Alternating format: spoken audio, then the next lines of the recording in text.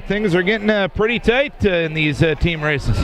Yeah, they are, especially around the middle. I'll let you read them here. Oh, okay. First place, New Hampton, 179. Osage on second, 178. Decorah in third with 157.5. Denver Terpola with 139.5. North Fayette Valley, 133. South Wind, 132. Waukon, 125. Turkey Valley, 44. St. Ansgar, 39. And Central Elkader, 31. So, tight race there in the middle, and I really think New Hampton probably pull away with it. Yep, we're going to need some points. Decorah's going to need some points in the consolations here, 5th and 3rd place matches. So. Welcome back to the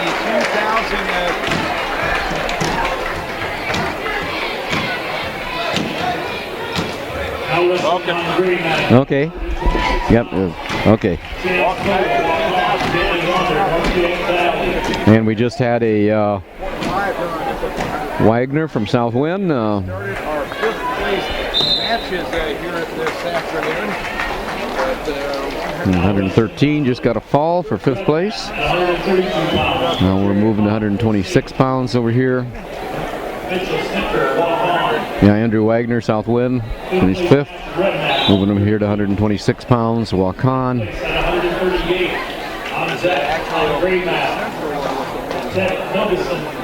And we got Waukon here. Let's see. Chance Cotta. And we've got North Fayette Valley. And that's Danny Wander. And they're just starting their match here.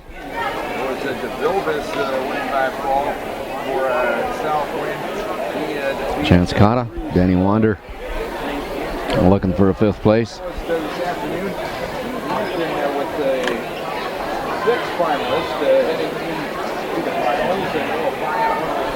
And both boys out in the center of the mat. On the other mat at 132, it looks like we got Osage and Waukon. And that'd be Mitchell Snitker, Waukon, and Jared Pop, Osage, and Schnicker in. Schnicker just wrestled a whalable match against South Wind and lost a real close one. And see what kind of condition he's in. On 126 here, no points scored. North Fayette Valley, Wander in on a shot at the edge of the mat, but they go out of bounds. Chance Cotta hustles around on back. No score at 132 either between Osage and Waukon. 126, Cotta controlling front headlock on Danny Wander.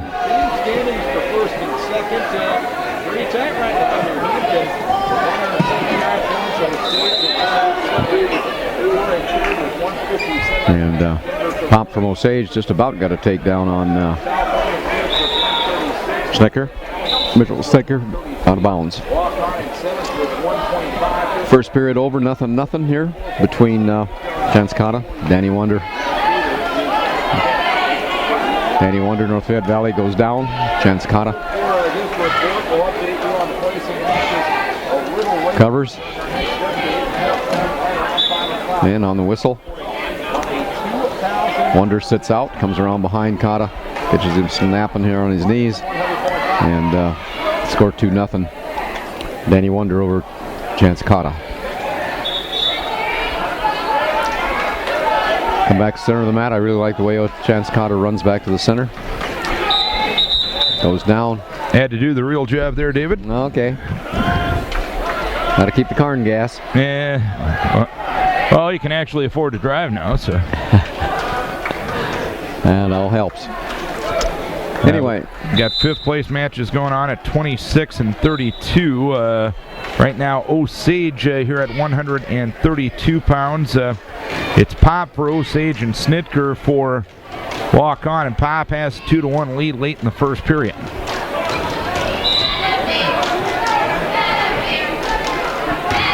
They're going to run through all of the fifth-place matches here, and then they will have the third-place match on one mat and the first-place match on the other. They will alternate matched throughout the day.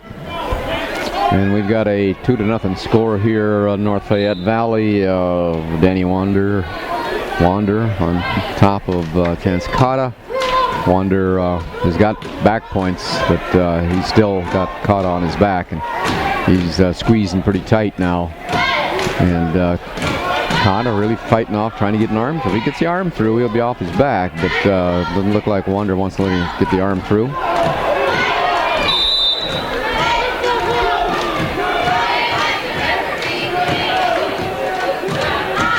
And an injury for Pop over here as Snitker has taken a 3-2 lead at 132 pounds here in the fifth-place match. And we're here at 126 pounds. Danny Wander just pinned Kansas from walk-on, so Danny Wander takes fifth place. And situation where Wander comes out of the middle of the bracket for fifth. When you go from unseeded to fifth, yeah, you probably want to get higher eventually, but you'll take it for today. That's right. And you know, those kids, a lot of times we don't give them a lot of respect. You know, they're out in the middle of the bracket, and they're just the kids that might win, might not. But hey, they score points too. Oh yeah. And those points. And with the team standings that you talked about, New Hampton up by Osage with 1 point. Osage getting perhaps some points here. Every point's important. Yep. And over here we're up at 138. And we've got Turkey Valley and Elkader Central. His name's in a minute here. And this is Cale Reichs for Turkey Valley, and Elkader Central with Ted Hilgerson. Okay.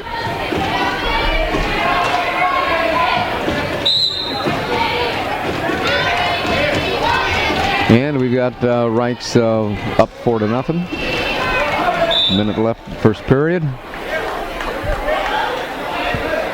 And Cale Reichs was the third seed, so I'm sure he'd like to finish as high as he could. Had a locked hands on Cale Reichs on top, and really they just touched is all they did, but they touched in such a way that Dennis Bagel could see it right off the bat, and so Ted Hilgerson, North Fayette's going to get penalty point, makes it 4-1. Hilgerson still down. Reichs comes on top. And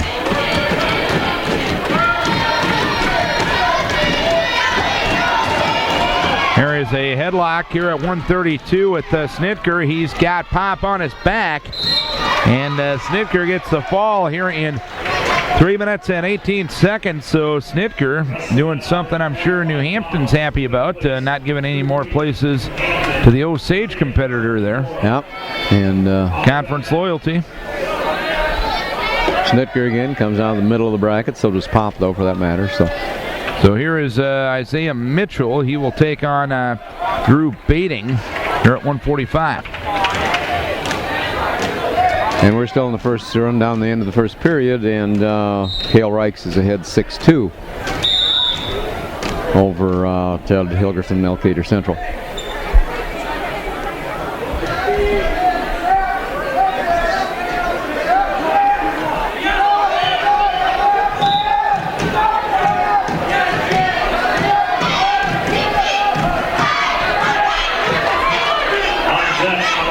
And here is Bading having Isaiah Mitchell on his back. 1:30 left here in the period.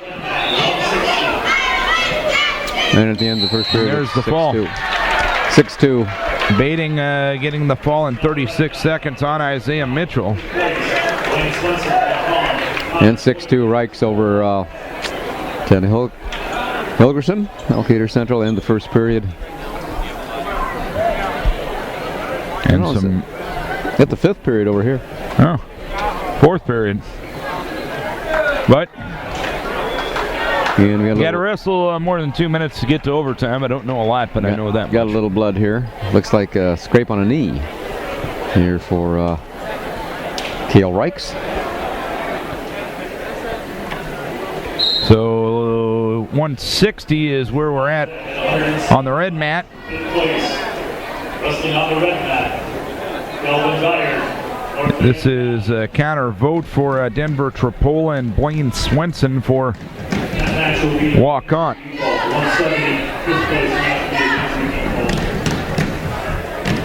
Ear-to-ear tie with both men. There's Vogt trying to circle around after stuffing the head. He gets the leg of Swenson up into the air, takes him down, but a point wasn't supporting it while covering. So no scoring yet, and they go out of bounds with 1:24 left here in the first period. Scoreless match. And over here it's just 6-2. Cale Reichs ahead of Ted Hilgerson, North Fayette Valley. Hilgerson, pretty scrappy kid. He comes right back to the center, but now Swenson has a leg on the Denver Trappola kid Vogt, but Vogt able to get it away. And there's a nice backward trip by Reichs. They had kind of in a tie up their upper body, both of them, and Reichs took Hilgerson backwards, got the takedown and 3 back. So 5-point move makes it 10-2 now. And Swenson gets the takedown on Vogt to make it a 2-0 advantage for Blaine Swenson, the sophomore from Walk On. That is the 5th place match at 160. And Reichs riding pretty tough here, and Hilgerson comes to his feet and they go out of bounds.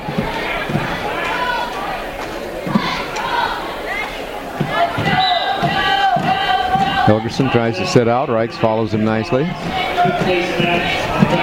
45 seconds left, second period. 138 pounds for the place match.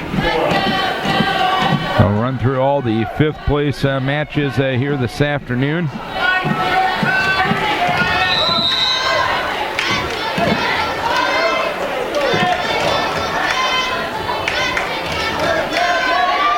And we've got Reichs on his feet now, leading 11-3 over Hilgerson. Reichs down underneath looking for a single, but Hilgerson trying to stuff the head. Hilgerson came up, Reichs charged right over the top of him, but nothing happened, and then Reichs came in on a double and went out of bounds. A little scramble there. 150 left here in the second period. Swenson here at 160, leading by a 5-0 margin. These are all 5th place matches, and we'll get to the 3rd place matches here a little later on. And the end of the second period. 11-3. Cale Reichs, Turkey Valley. Reichs, freshman. Hilgerson. Can't see what he is. They don't have it on the program. Hilgerson behind. Reichs stood up. Hilgerson come down to the mat, but Hilgerson apparently locked his hands. The officials got the signal up, and now he stops the match, awards the one technical violation. Reichs picks up one more, so it'll be 12-3. Reichs gets set, central covers. Reichs stands up, trying to establish hand control. Hilgerson not working too hard to take him down, gets a stalling call for that, which probably deserved because he's not really more hanging on than trying. Now Hilgerson drops to a leg. Reichs comes back up on top. They go out of. He gives him 1 point. Lack of control. That's probably right. And a 7-0 lead here for Swenson on Vogt here at 160 pounds.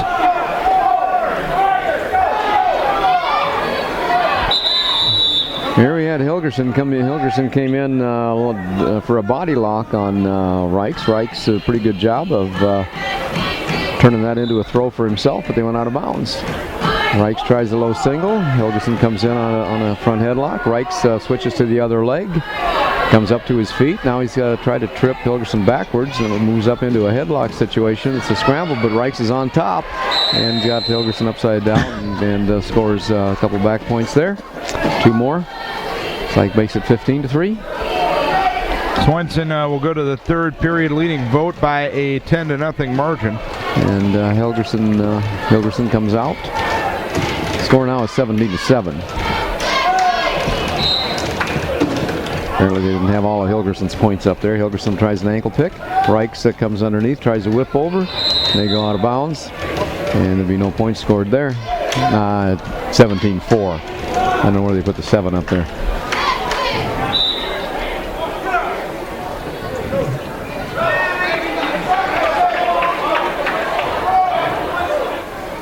So need a couple more points for Cale Reichs for the Tech Fall. And of course, with the Tech Fall in a tournament, you get a 1.5 bonus.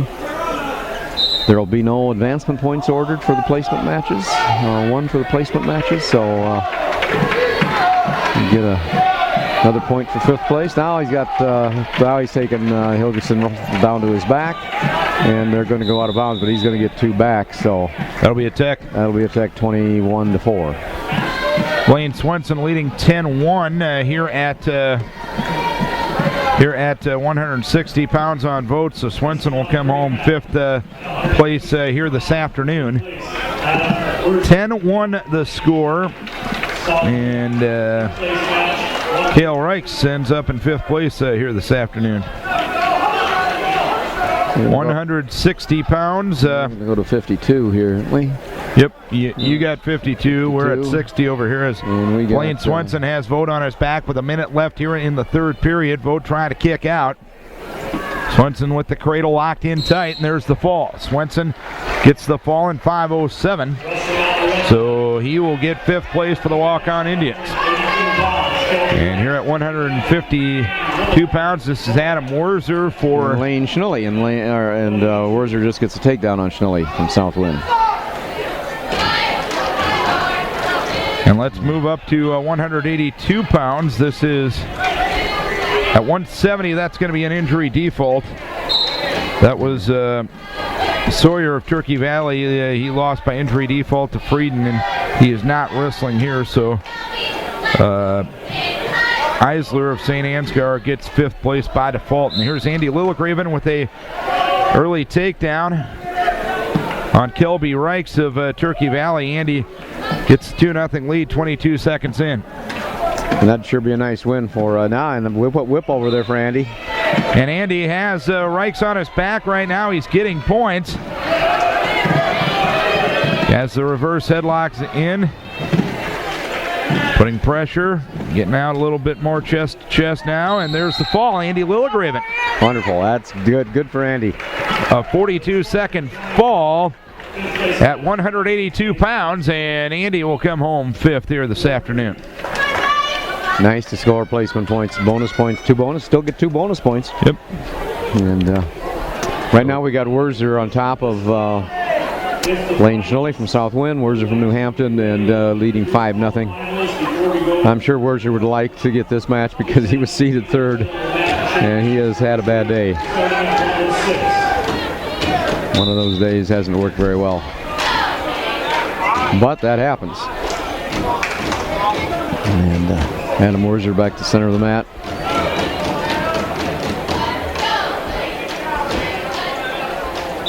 Covers. Tight waist and on Schnully from South Wind. Werzer putting a little pressure on top, leading 5-0. Toward the end of the first period.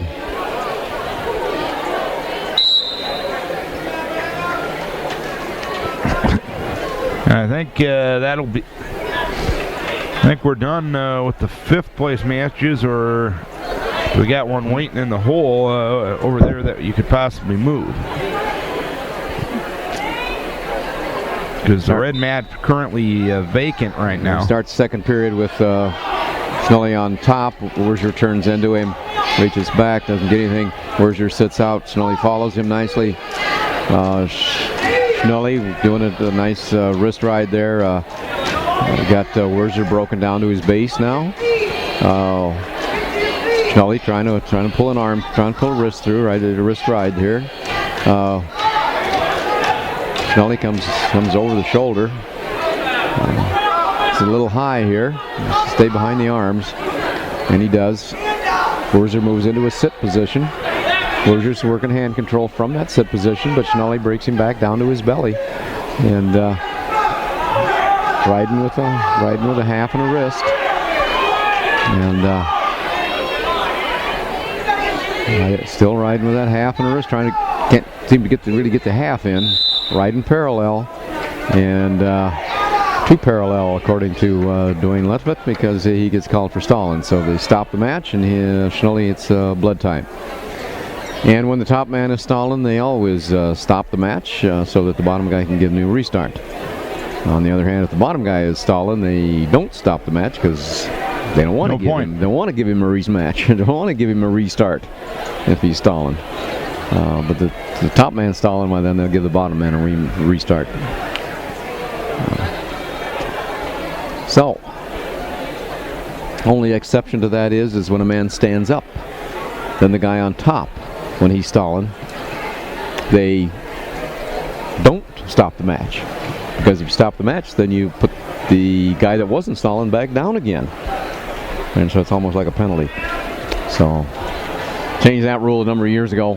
And when the bottom man stands up, top man walks in behind him, doesn't attempt to take him down to the mat, then they'll stop. Then they'll hit him for stalling and won't stop the match. Restart. Wurzer starts to stand up, but Schnelly breaks him down to the mat. Now Wurzer stands up, works for hand control. Wurzer moving pretty good underneath. Schnelly follow him nicely. Schnelly riding the wrist real tight. Got a wrist riding the wrist real tight. And Wurzer broke down pretty flat here. And Schnelly looking for a half. Out to the side, he's got a half on the wrist, and he's turning Wurzer. He's behind 5-0, but he's turning Wurzer to his back. He's got Wurzer on his back, and he's getting back points now. And he gets the fall. Behind 5-0, and he gets the fall over Adam Wurzer, which nice. Kind of completes Adam Wurzer's very, very bad day.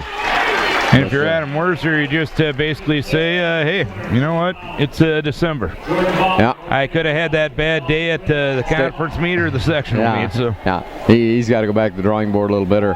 Take care. There's something the matter there. I'm not sure what it is. I mean, and you know, you never know with illness or anything like that. He could be down with flu or stomach trouble or something like that. You know, he could just be feeling terrible, but he's out there doing the best that he can, scoring points for the team. And but it's certainly unusual for a third seed, you know, to end up sixth. Yep. And but again, it happens. It happens. That's right. And it isn't just because maybe he didn't feel good. It's because there's some other kids that wrestle pretty well, including Cole Christopher. Now, if you, that's the thing, if you, just because you're seated here at this point in the season, doesn't mean you'll be seated in a similar spot down the road. Not at all. So, fifth place match to 20 going on right now. And this would be Reagan of Waukon as well as Jordan Baumler from North Fayette Valley. And again, just because you finish sixth in this tournament doesn't mean that you'll be seated sixth in another tournament toward the end of the year either. Because a lot of time to heal and get better. Yeah.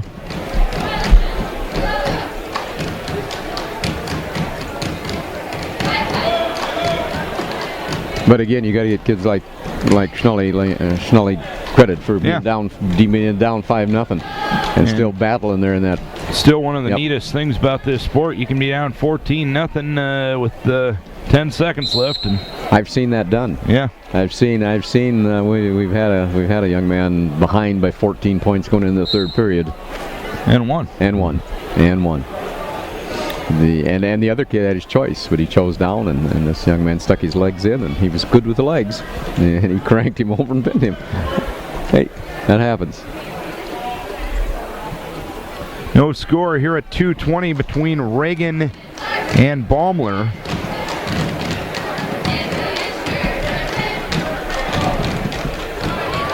And I also saw, I guess, it was a district meet, chance to go to the state tournament.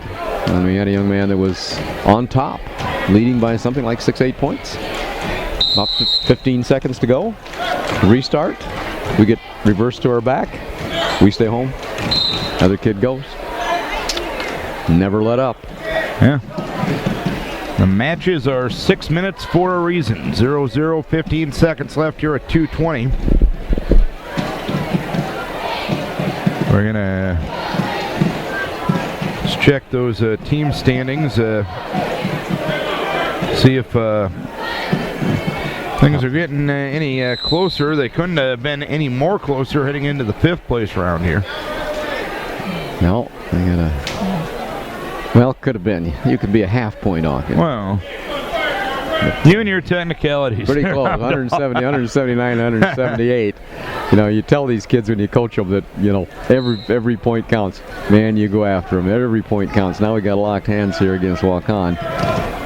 He takes North Fayette back to the mat. Rangan called for the lock hand, so a penalty point going to the North Fayette Valley wrestler. That is Jordan Baumler. And that was really it wasn't a bad call because all they have to do is overlap, and that's all they did. A lot of times when you talk about locked hands, people think you actually have to have them locked, but you sure don't. All they got to do is touch around both legs or around the waist, as long as the weight is not supported on the feet. You've lost a point.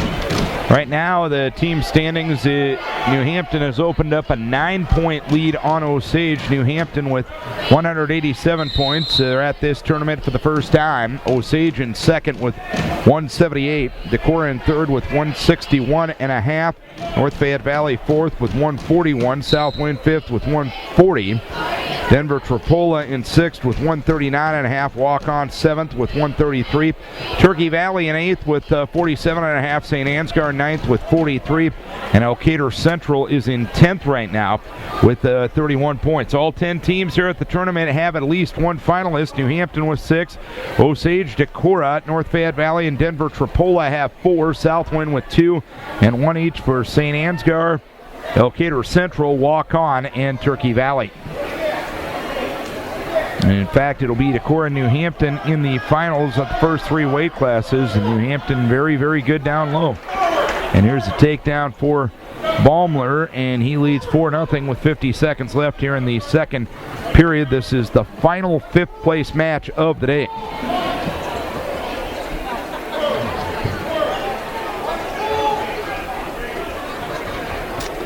And Baumler riding on top. About to go out of bounds there. Got a wrist control, wrist in the waist. And we come back to the center. Waukon on the bottom.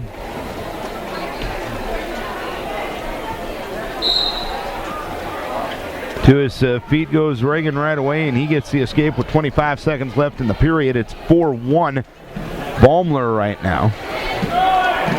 Reagan and Baumler here at 2:20. And Baumler was the 4th seed. Looks like he's going to end up one spot below his seed. And Austin Reagan comes right out of the middle of the pack. Whatever points he can score, they're bonus points for Waukon. Anytime you can get placement points out of somebody out of the middle, they've done all right. Exactly. 4-1 lead for Baumler as we end period number 2.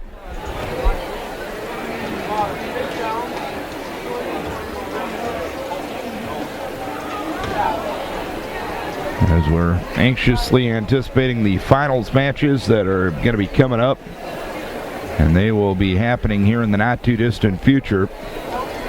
Well, 1st and 3rd place matches going at the same time, and I'm assuming they'll end a weight class before moving on to the weight class, and they'll usually flip-flop the mats because, like with most wrestling tournaments, fans have their assigned sections and everything like that, and don't want to always have championship matches away from a certain group of fans. So 1:35 left here in the 3rd period. A 5-1 lead for Jordan Baumler, and he just got warned for stalling.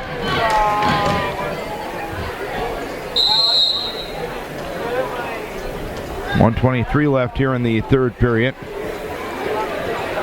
So New Hampton and Osage still in a battle for first and second. Decorah pretty much set for third now. But that fourth through sixth only being separated by a few points right now. So yeah.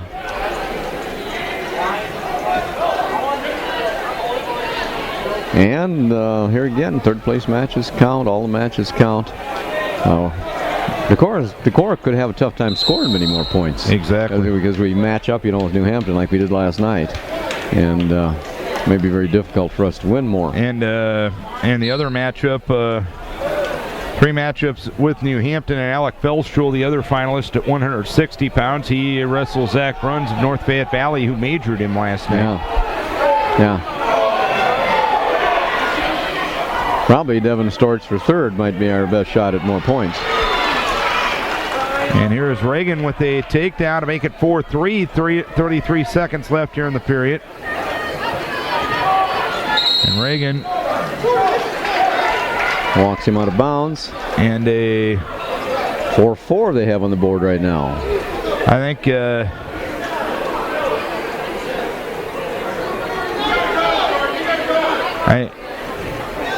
it ends up being 4-4. I guess I don't know where that other point came from, but yeah, I didn't see that either. Ballmer able to get to his feet and get away. He gets the escape to make it 5-4 with 20 seconds left here in the third period. So this is one of those times, how bad do you want her?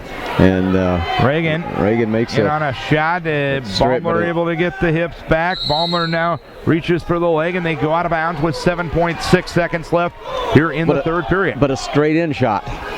But Reagan's got to put the pressure on. Ballmer's been called for stalling, so.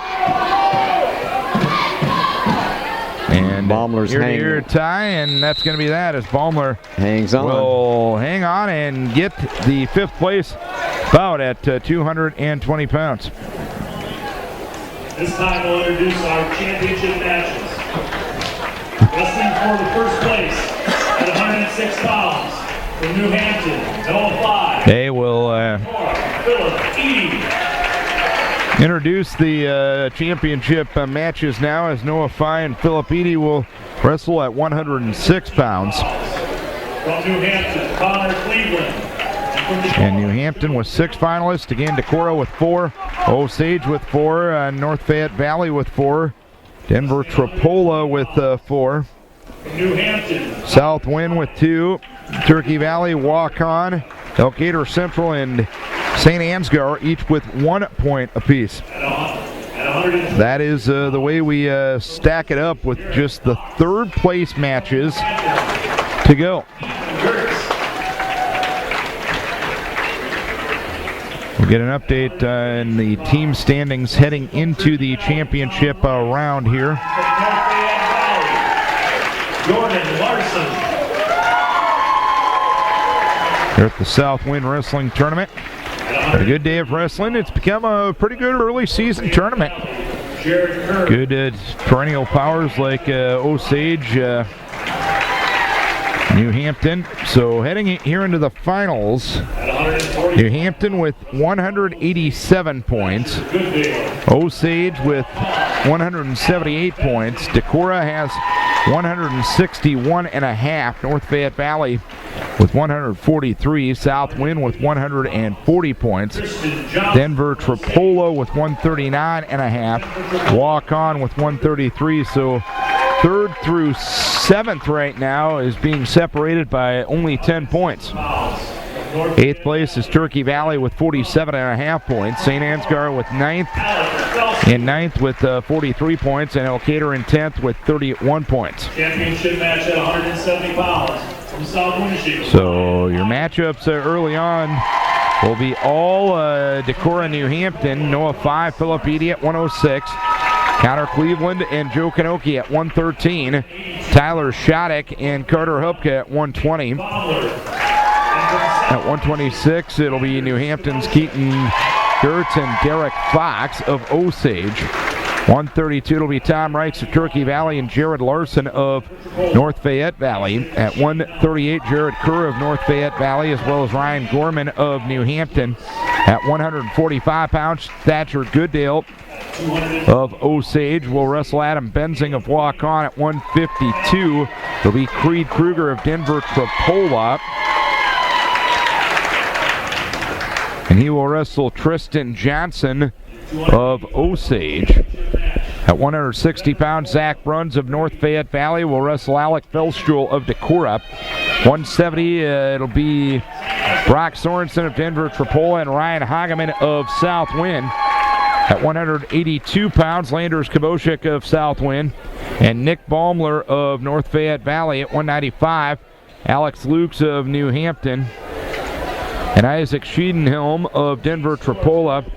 At 220 pounds, Caleb Ring of Osage and Kenny Orr of Central Elkader. And at 285 pounds, it'll be Brady Husenkite of Denver Trapola and St. Ansgar's Sawyer Holsheiser.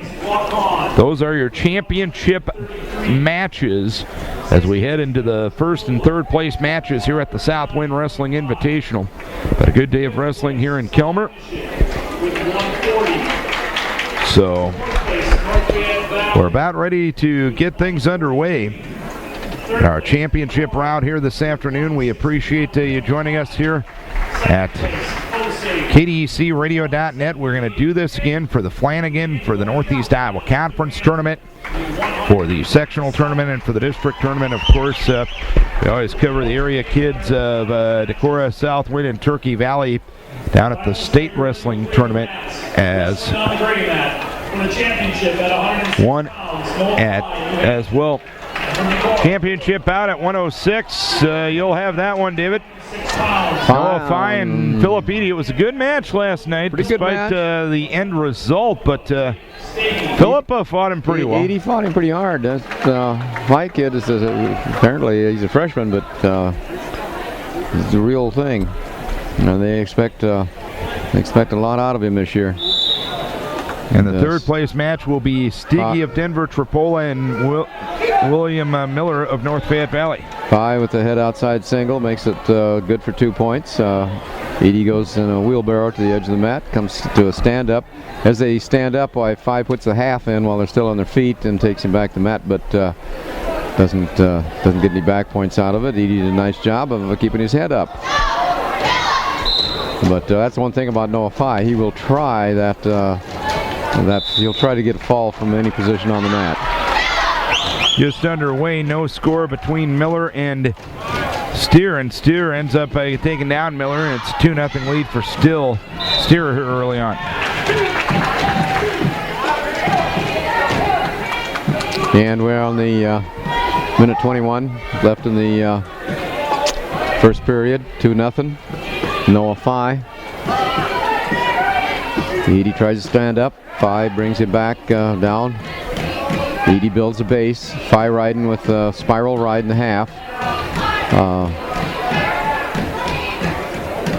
Eady probably needs to sit out here. That's about all you can do with that spiral ride. And Fye really hanging hard on that half. And Steer gets the fall for third place. He beats Andrew Miller of North Fayette Valley by a fall in 56 seconds. So we'll put our full attention on the Eady and Fye match. 43 seconds left. Noah leads that one 2-0. 43 and a half left here in the first period. Well, Eady doing a pretty good job of fighting and looking for hand control now. Back on his feet. Fye takes him back down to the mat. Fye tying up the far arm. Phillip gets it loose. Fye would like a cradle there. Phillip's keeping his head and knee apart like he ought to. Fye working hard on top. They're reaching through. Looks like he was trying to hook up ball and chain. And they go out of bounds. 3.6 left here in the first period. A 2-0 lead for Noah Fye. And Noah got the takedown right away and has not been able to hook anything else up with Edie. Edie got to his feet once, maybe twice here in this period. As the period comes to a close, it is 2-0 Noah Phi, and it will be Edie's choice. He defers. Phi goes down.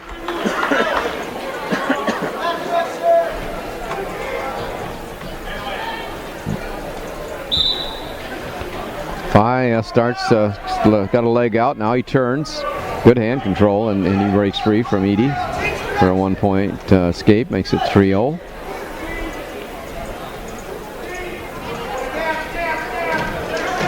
Edie did take down Noah once last night in the match. They wrestle on the side of the mat in a forehead-to-forehead tie. Phi controlling the wrist. Nice duck on Phi's part. A duck under to no points yet. Though. No as points. Phillips on the side of the mat, and they go out of bounds. They're going to both be up with 1:23 left in the second period. It's a 3-0 lead for Noah Phi. He hit a brilliant duck under that led to the fall last night. But they got nothing out of that one. It wasn't too. It was a good duck under from Phi and a good counter by Edie. Yeah, good reaction by Phillip. 3-0 the score. 1:08 left here in the second period. Championship bout here at 106. Both of them working head control, forehead to forehead. Phi's got collar tie. Now it goes underneath, looking for a single. Coming up now. Forehead to forehead tie with 50 seconds left here in the second period. Phillip made a little shot inside there, but they're up head to head now. Collar ties both of them. Phillip's got tie on both elbows. The little elbow pass by there, but Phi recovered. 30 seconds left here in the period. It is 3-0 Phi. He started down, got the escape to start this period, but both the men staying in pretty good position. That's why we haven't had a flurry here. Nice duck to a double leg. And Noah with a 5-0 lead. That ducked under with a double leg and picked Phillip Edie up and leads 5-0 now. It's a very good combination move by Noah Phi that time, and Phi will go off leading 5-0. It'll be Edie's choice to start period number 3. Coach Adams is saying, what do you want to do? And Phillip's going to say, on his feet. Third period starts with Noah Phi leading by a 5-0 margin. Yeah, that was... Noah Phi's got some excellent technique. He hits something, he hits it smooth. He placed up at Fargo this summer. That's not easy to do. Nope. Even though he was in the cadet division, you got kids from all over the United States there. Those kids that continue their summer wrestling like that are the best ones of the bunch. So, yep. And you can place in the top 8 up there. You're not too shabby. Here is Noah Phi trying for the double, but Edie backing out. Nice job. And now Edie's going to get hit for a stall with some help from the New Hampton coaching staff. Yeah. Nice job, Edie, just reaching under, picking those arms up, outstretched arms of Noah Phi, bringing him up. Phi trying to set something up, shot. And stall gets... Edie got hit for a stall once again. Yeah. Wow, that's an overreaction, Pagel. Yeah. 6-0 the score. Yeah. 50 seconds left here in the third period. I'd worry about calling stalling when there's no action, but there's action here. Kids are out there battling. That's right. That's right. 6-0 lead for Noah Phi on Phillip Edie. Ear to ear tie with both men here. Reaching for the shot is Edie. Phi tries to counter. Edie gets the hips back with 28 seconds left here in the period. Reaching for the shot once again is Phillip Edie. But he got out of position. Got out of position, and Phi able to cover him up with an 8-0 lead now with 18 seconds left here in the period.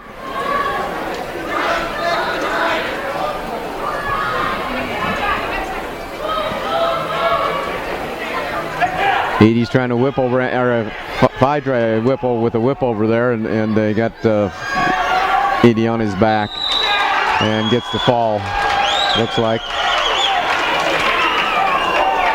Did he get the fall? Did he get the fall?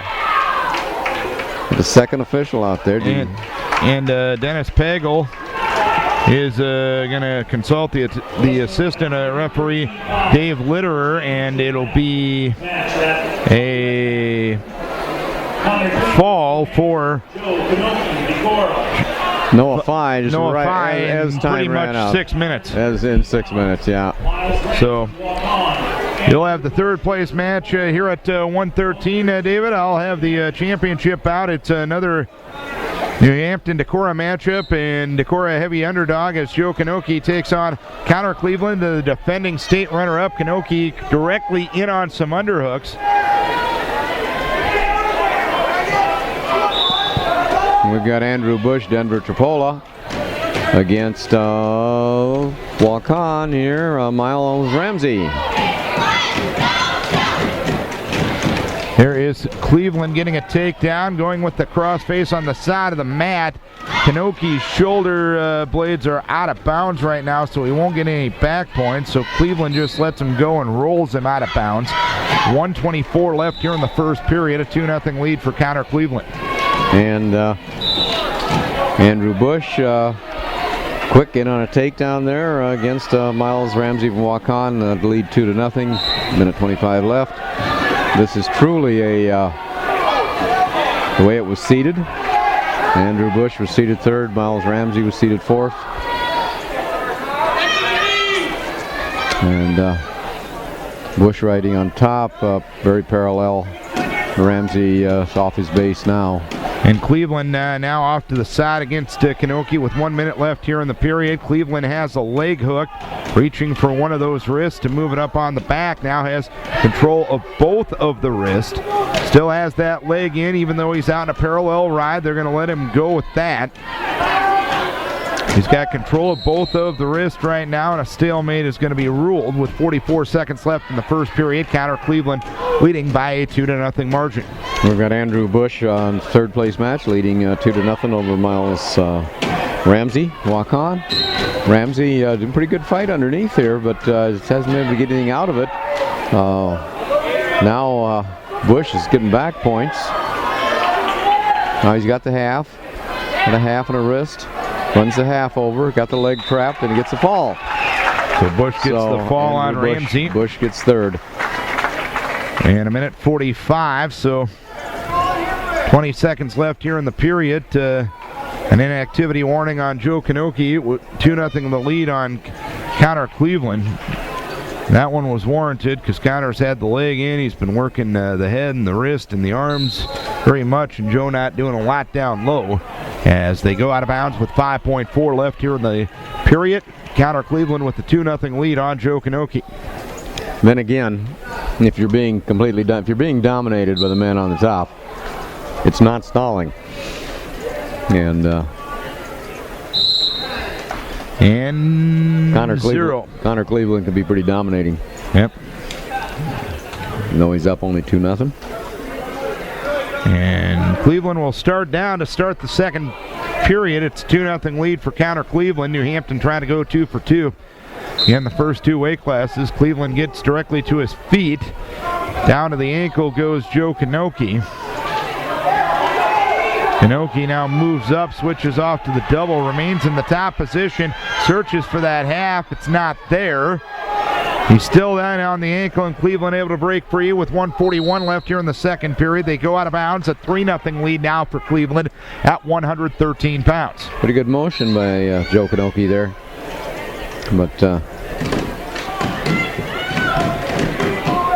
straight in double by Connor Cleveland. Head between the legs, pops the head out, and he's got 2-point takedown. 5-0 lead for Connor Cleveland here with a minute 22 left here in the period.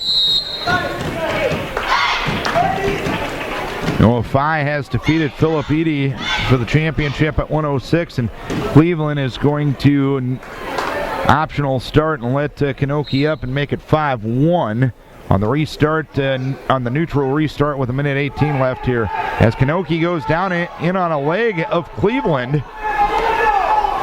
Hasn't been able to advance anything to this point as Cleveland now circles around and covers up. Knoche gets the takedown to make it 7-1 with a minute left here in the second period. Forced Cleveland to defend that with a whizzer, and then Cleveland straightened his toe out and just pulled out and pivoted around. Working off to the side is counter Cleveland. Cleveland with control of the left wrist of Knoche, has control of the other hand as well. He's trying to hook that leg like he did a lot in the first period. 7-1 the score. Cleveland on top. Looking for a tilt. And no angle given. 22 seconds left here in the second period. A 7-1 lead for counter Cleveland. And I think Cleveland just got hit for a stall warning, which is kind of funny because Cleveland's he's been working pretty hard up top. Yeah. So a caution now for Cleveland. I guess maybe they were on their feet and he didn't take him down to the mat fast enough. You talked about stalling being a point of emphasis. Sometimes I've noticed with a lot of sports, sometimes those points of emphasis get overemphasized early in the season. Well, I'm just fine with that on the feet, particularly if the kid backs straight out of we got that circle out there, and the kid just backs straight out of the circle, makes no attempt to turn. Fine, hit him. And at the end of the period, here's counter Cleveland putting a leg in and getting a couple of back points, and he now has a 9-1 lead on Joe Knoche as we go to the third. Again, Joe's going to take up. It's neutral. And I know it's probably not the best thing to think big picture right now. Has Cleveland in on a leg, switches off to the double, gets the takedown, makes it 11-1. And it's not the best thing to look at perhaps big picture right now, but one thing to keep in mind, because Decorah's got some pretty decent kids down low, as does New Hampton. I mean, Decorah's not New Hampton, but Decorah's got decent kids down low, but they're in different districts. That's right. That's one thing to keep in mind. It's 11-2 the score, has an optional start given by Cleveland, and he just works to get that next takedown. Yeah. So it's 13-2. Escape by Joe. Cleveland back in on a shot. That's at 13-3. With a minute 27 left here in the period. Of course, with a relatively close team race, Cleveland perhaps wants to get some extra points. You can drop the perhaps of that statement too. Yeah. Cleveland a shot, head out to the side, comes in, finishes up.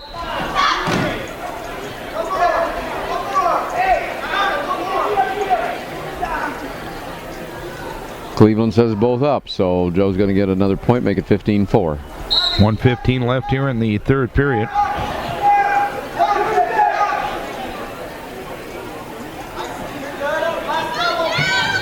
Joe makes a shot. Nova reaches for the shot. Cleveland able to stuff the head, trying to circle around and reach for that leg. Joe trying to stop his momentum. Joe loses the grip of the leg of Cleveland, and Cleveland able to cover Joe and get the takedown to make it a 17-4 lead.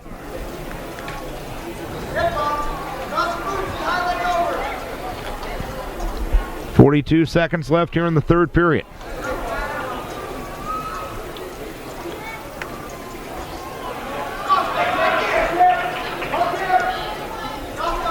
.30 seconds now left in the period.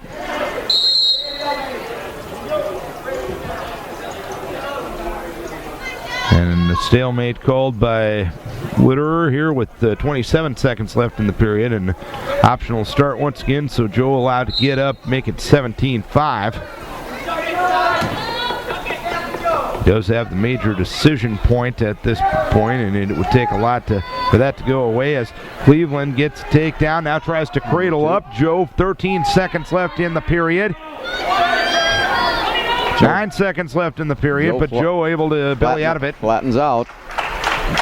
And counter Cleveland will be your champion here at 1:13. With a major decision. 19-5 with the victory on Joe Knoche. So the Chickasaws go 2 for 2 on the first two weight classes. With bonus points. Wrestling for first place on the gray mat. Wrestling for third on the red mat at 120 pounds. Noah Meneke Osage, Tristan Hemsmere, walk on.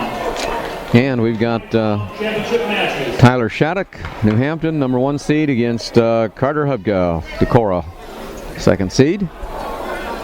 For first. And for third, we've got Osage and Walk On.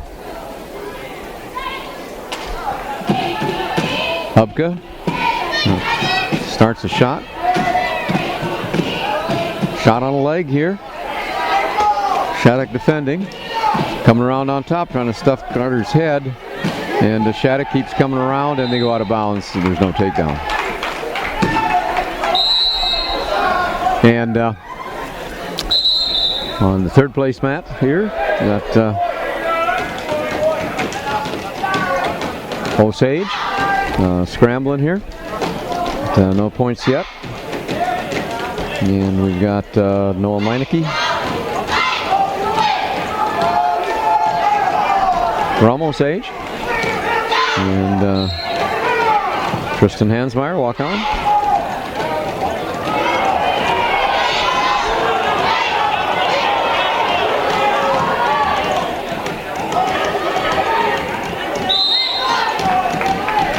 And Osage taking Tristan Hansmeyer to his back, right from his feet straight to his back for the fall.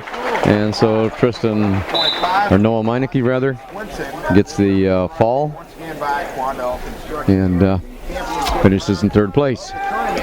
Tristan Hansmeyer from Waukon finishes in fourth. Over on the championship match, still 0-0 with 48 seconds left, with Tyler Shattuck, Jr. from New Hampton against Carter Hubka, Jr. from Decorah. Shot made by Hubka, but from a little too far away, and Shattuck takes advantage of it, spins around behind for a 2-point lead, 2-0. And Carter Hubka stands up to his feet looking for hand control, and they're on the edge of the mat. And Shattuck gets that ubiquitous stalling call because he didn't bring Tyler Hubka down to the mat quick enough, even though he was probably trying as hard as he could. Anyway, Carter comes to the center of the mat. He's set. Shattuck covers. Stand-up attempt by Carter Hubka. Comes to his feet, working for hand control.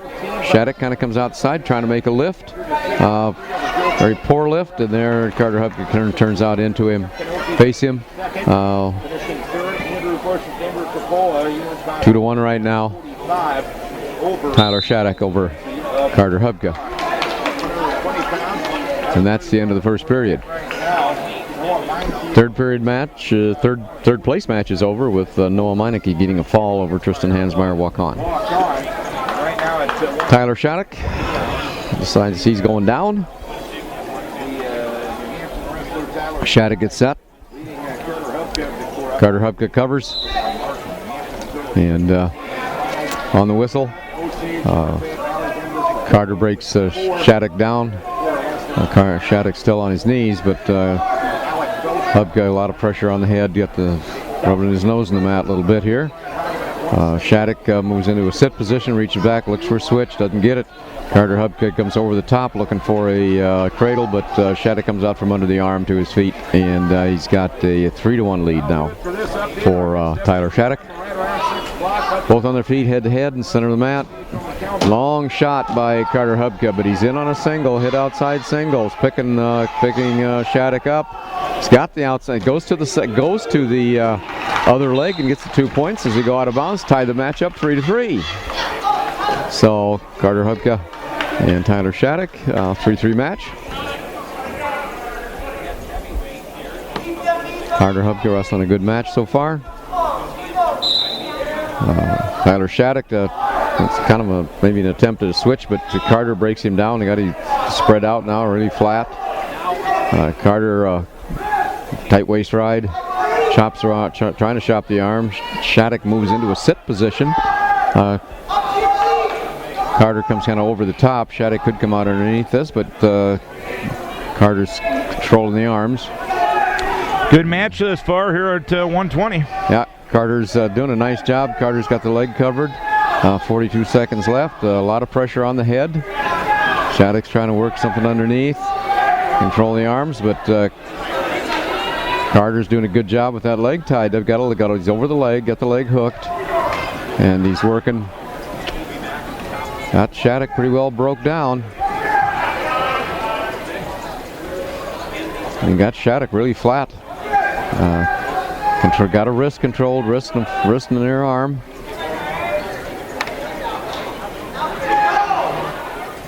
A lot of pressure on Shattuck with 8 seconds left. You need to keep him down here the rest of the period. Now he comes out with an arm bar. Arm bar slips out though. Shattuck's still flat, and time's up. And we go into the third period, 3-3. Number 1 seed Tyler Shattuck, New Hampton. Number 2 seed Carter Hubka, Decorah. Carter starts down. Gets set. Carter set. Shattuck covers on the whistle. Carter still stand up. Working, got one leg up. Comes to his feet. Working hand control now. Shattuck steps out in front. Remember, Shattuck's been called for stalling once already.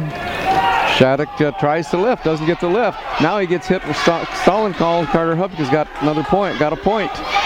And Shattuck's down between the legs, and Carter Hubka gets the escape to lead 5-3. 5-3 now. So Carter Hubka trying to avenge a loss last night to Shattuck. Got to stay in good position here. Got to stay wrestling. Remember, Shattuck has had the stalling penalty, stalling point, stalling warning, stalling point. We don't have any. 1:10 left here in the third period. Hubka trying to become the first champion of the day for Decorah. They go out of bounds with 1:08 left here in the third period. This situation, Carter has got to wrestle smart. Got to stay, can't back out. Got to stay in there, look for the inside ties, work the hand control. In on a shot. Carter Hubka's in on a shot, got the head inside single, but doesn't have his hips with him. Shattuck is really sprawling. Carter's got to hang on here. Carter wants to hang on here, hang on, stay on his knees, can't get over on his hips, and gets the stalemate. That's okay, takes time. 41 seconds left on the clock.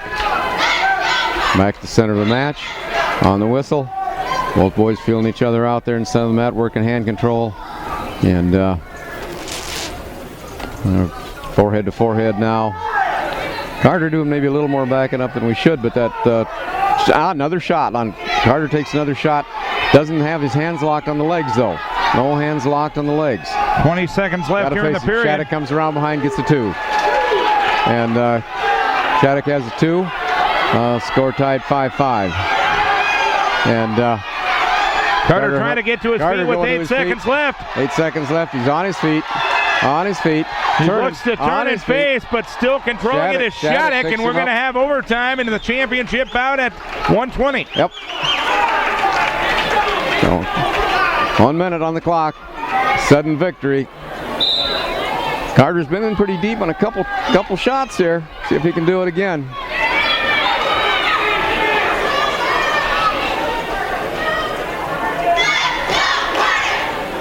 Five the score. Hubka and Shattuck here in the championship at 1:20. Bad shot, head down. And Tyler Shattuck scores 2 there. And we end up Carter Hubka finishes second. Good fight. Bad shot, head down, and Shattuck took advantage of it. From Osage, Derek Fox, and from New Hampton, Keaton Gertz. Third place match. Great match, though. Yep. Boston, South Wind. As we move on to 126 pounds, you'll have the third place match between Caleb Wilson of Denver Tripola and Luke Mossman of South Wind. It'll be Derek Fox of Osage and Keaton Gertz of New Hampton. Gertz in on a takedown after a bad shot by Fox. Gertz with the 2-0 lead. And Mossman with a quick takedown here. Mossman the 4th seed. Caleb Wilson the 3rd seed. So, but Luke Mossman with a quick takedown.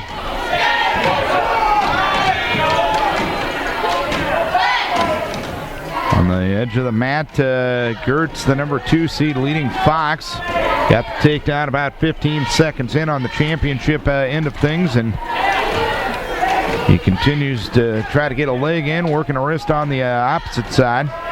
And Wilson, Denver Trapola, has stepped over Mossman's leg now, but Mossman's still in control. Go to the edge of the mat. Mossman's high now. Now moves around behind. And right on the edge now, Mossman has Wilson broke down. Wilson moves to a sit position. Doesn't do anything with his hands, though. He's working hand control. Reaches up and turns, and then should have his one here, but Mossman hangs on to the headlock. Front head. Here is Fox. He let Gertz. Gertz got out for the escape. Fox almost ended up with the throw there, but they go out of bounds. 39 seconds left here in the first period. A 2-1 lead for Gertz. Now we have Wilson from Denver Trapola out in front now. The 1-point escape. Tries to get around behind, but Luke Mossman blocks it with his arm, and they go out of bounds. Coming back to the center of the mat. 2-1. Luke Mossman ahead of Wilson from Caleb Wilson from Denver Trapola.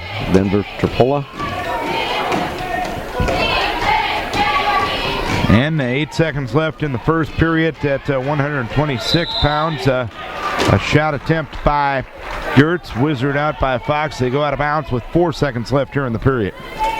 And period's over. Denver Trapola defers. Luke Mossman decides he's going to go down. And so Luke Mossman will start the second period. Luke Mossman, a sophomore. Caleb Wilson, 9th grader. Wilson on top. Mossman tries to stand up. Wilson controls the arm. Now Wilson sticks the leg in.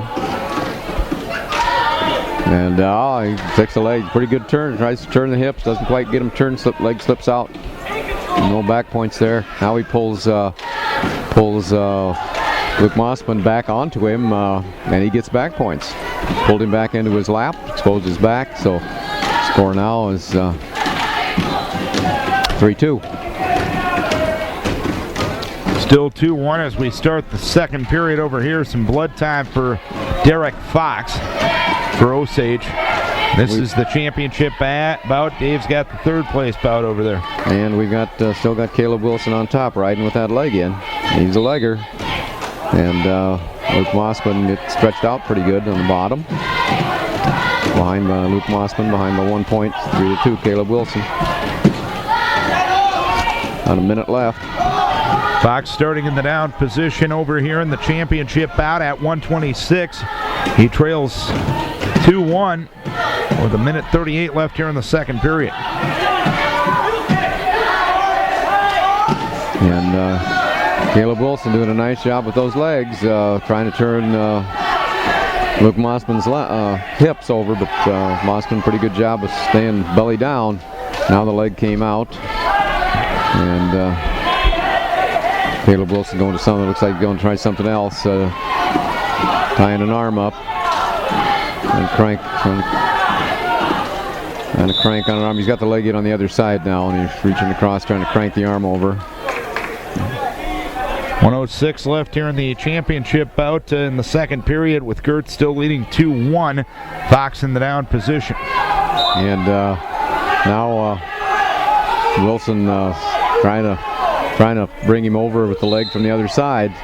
Wilson does a great job with those legs. He's keeping them in tight, really, really tight, and so he can control Luke's hips. And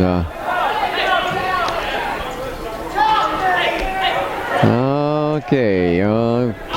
Second period's going to start. Looks like with Luke Mossman down. I don't know about Mossman. Better watch the leg coming in. You know it's going to come. Here's Fox getting out from the bottom. He ties it up at 2-2 with 30 seconds left in the second period. Yeah, there it came. Mossman had his arm in there, keeping the leg out for a little while, but he moved his arm and that leg came right in. And so now Caleb Wilson's got both legs in. And here is Fox with a throw down here. Gertz trying to roll through it. No control awarded here with 5 seconds left in the second period. And no control awarded as it ended up being an awkward situation, and Fox not credited with the takedown. It's 2-2 as we go to the third.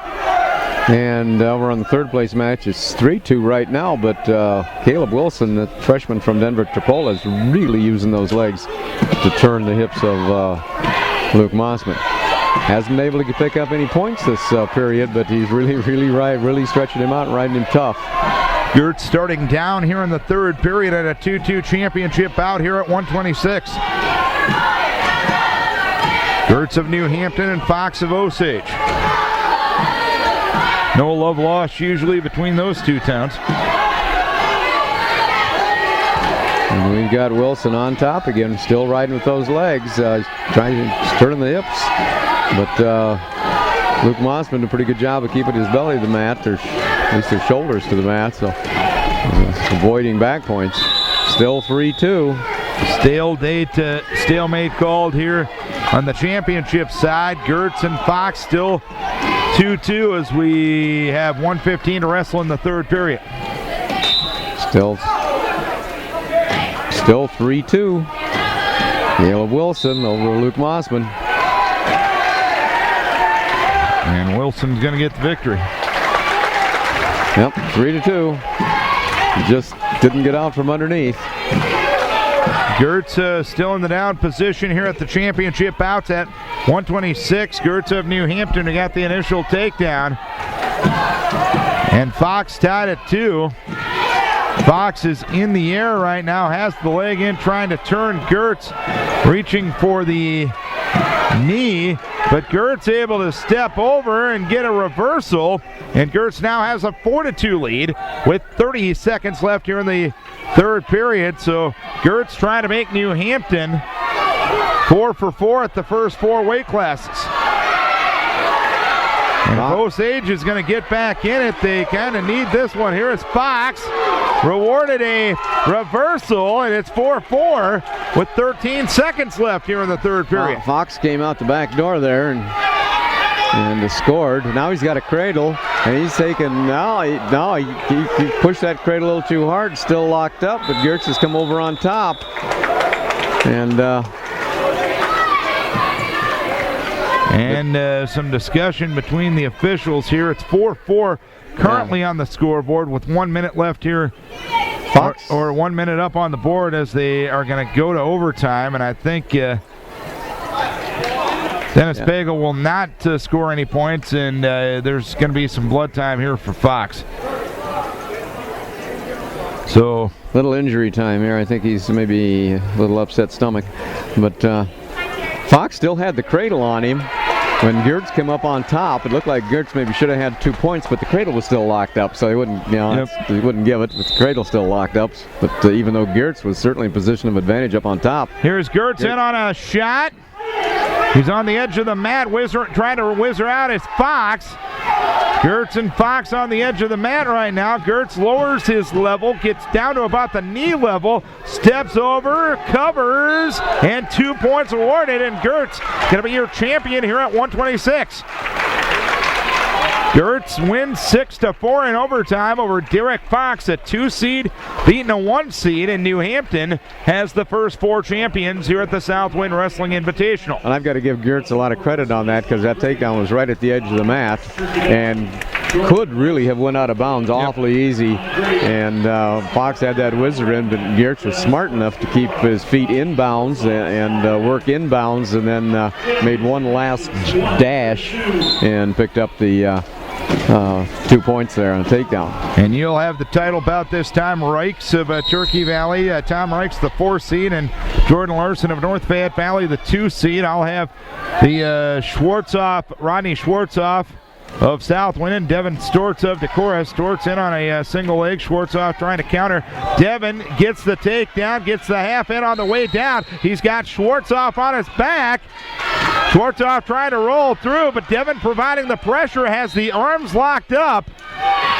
Devin's got Schwartzoff just doing a heck of a job fighting right now with 1:27. He got out of it for the time being, and Devin's going to let him go after the 5-point move by Schwartz. And actually, Schwartzoff will restart in the down position as they go out of bounds. 1:22 left here in the first period, a 5-0 lead for Devin Stortz. And we got... and Stortz again throwing Schwartzoff here. Right. No change of control, though. They go out of bounds. 1:13 left in the first period, Dave. Reichs and Larson have pretty much just went to ear here, back and forth. Larson makes a shot out of bounds, but Reichs easily blocks him. Quick move off the whistle that time by Schwartzoff, but Devin got down to the ankle and picked it. Now he keeps rising on that ankle. Working the waist, working the hands up top. Now trying to turn and face is Schwartzoff, but Devin going with him. Schwartzoff has control of Devin's left leg, but Devin once again trying to cradle up Schwartzoff. 43 seconds left here in the period. An initial 5-point move for Stortz has given him a 5-0 lead. And Schwartzoff gets to his feet, gets the escape, and it's 5-1 with 32 seconds left in the period. And we've got nothing here in this championship match. There we have a deep shot by Jordan Larson, and but Reichs blocks it off, comes to his feet. Jordan Reichs was the 4th seed, but he upset Devin Stortz in the semis. A chance to wrestle first. Here is Stortz getting a leg up on the air of Schwartzoff. Doesn't go with the trip, now reaching for the other leg. And takedown here at the edge of the mat for Devin Stortz as the period comes to a close, and it's a 7-1 lead for Devin Stortz in the 3rd place bout at 132. We're still nothing in the title bout, and Jordan Larson goes down, starts 2nd period. And makes for a quick stand-up, turns. But Reichs locks up on the legs, and they go out of bounds, and Jordan Larson goes back to the bottom position. Stortz starts in the down position at the start of the 2nd period. He gets out, and it's 8-1 Devin. Reichs covers, and they're resting on the mat. Reichs had a tight waist and start of an arm bar, and Larson stands up, and they go out of bounds. And Stortz with another takedown to make it 10-1. 1:33 left here in the period. Devin trying to get that arm up on the back. Has the leg locked on one side. Steps over. He's out over the head. And he is going to get no back points, but rolling through there is Schwartzoff, and Schwartzoff gets a reversal. It's 12-3 with 1:11 left here in the 2nd period. Yeah, it's one thing to be aggressive and put a guy to his back, but you got to keep your weight back. Devin able to get to his feet, turn and face, get the escape. It is 13-3 right now. Championship match. Larson stands up, turns, but Reichs drops back down onto a leg and continue holding on that leg, so no point scored yet. Now there's a point. Larson gets a point, gets away. Larson leads 1-0. Devin Stortz trying for the takedown, but he ran out of real estate on the side of the mat. 43 seconds left here in the 2nd period. It is a 13-3 lead for Stortz. Larson, North Fayette Valley ahead 1-0 over Tom Reichs, Turkey Valley. But Larson started down. We got 53 seconds left in this period. Reichs picks up an ankle there, but he's extended so far he can't follow through. But he's down on the knee and right at the edge of the mat. But Larson doing a good job with that front quarter Nelson holding his head down. He can't move up with it. And they're neutral as they come back to the center of the mat. 10 seconds left in the 2nd period here. Schwartzoff trying to get to his feet, can't do it. They go out of bounds with 7.5 seconds left, and Devin Stortz still leading 15-3. Title match here. Jordan Larson, Tom Reichs, both on their feet, head to head.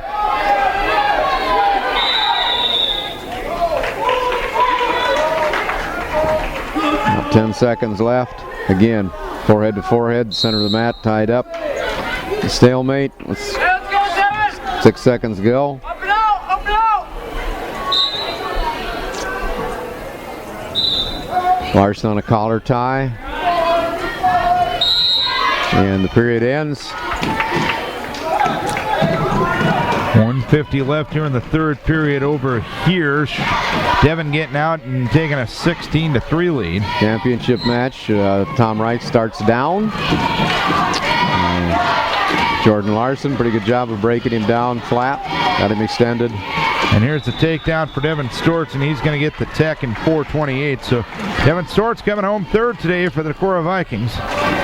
It was the top seed. That's not the way he wanted to finish the day, but he finished strong after getting upset by Tom Reichs. And Reichs wrestling a pretty tough match here. He's Exactly. down 1-0. Referee warns him for stalling on the bottom, and he gives Jordan Larson the point. Now,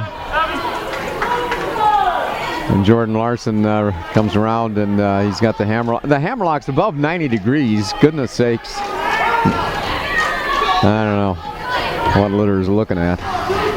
Anyway. 1:04 left here in the third period. A 2-0 lead for Jordan Larson, the 2 seed, against Tom Reichs. And now Larson going to get hit for stalling. hit for stalling. And gets out the side a little more. Tom Reichs gets back to his base. Larson never breaks him down again. Larson's got a leg in now, keeping the head pushed down. And the official calls a stalemate there.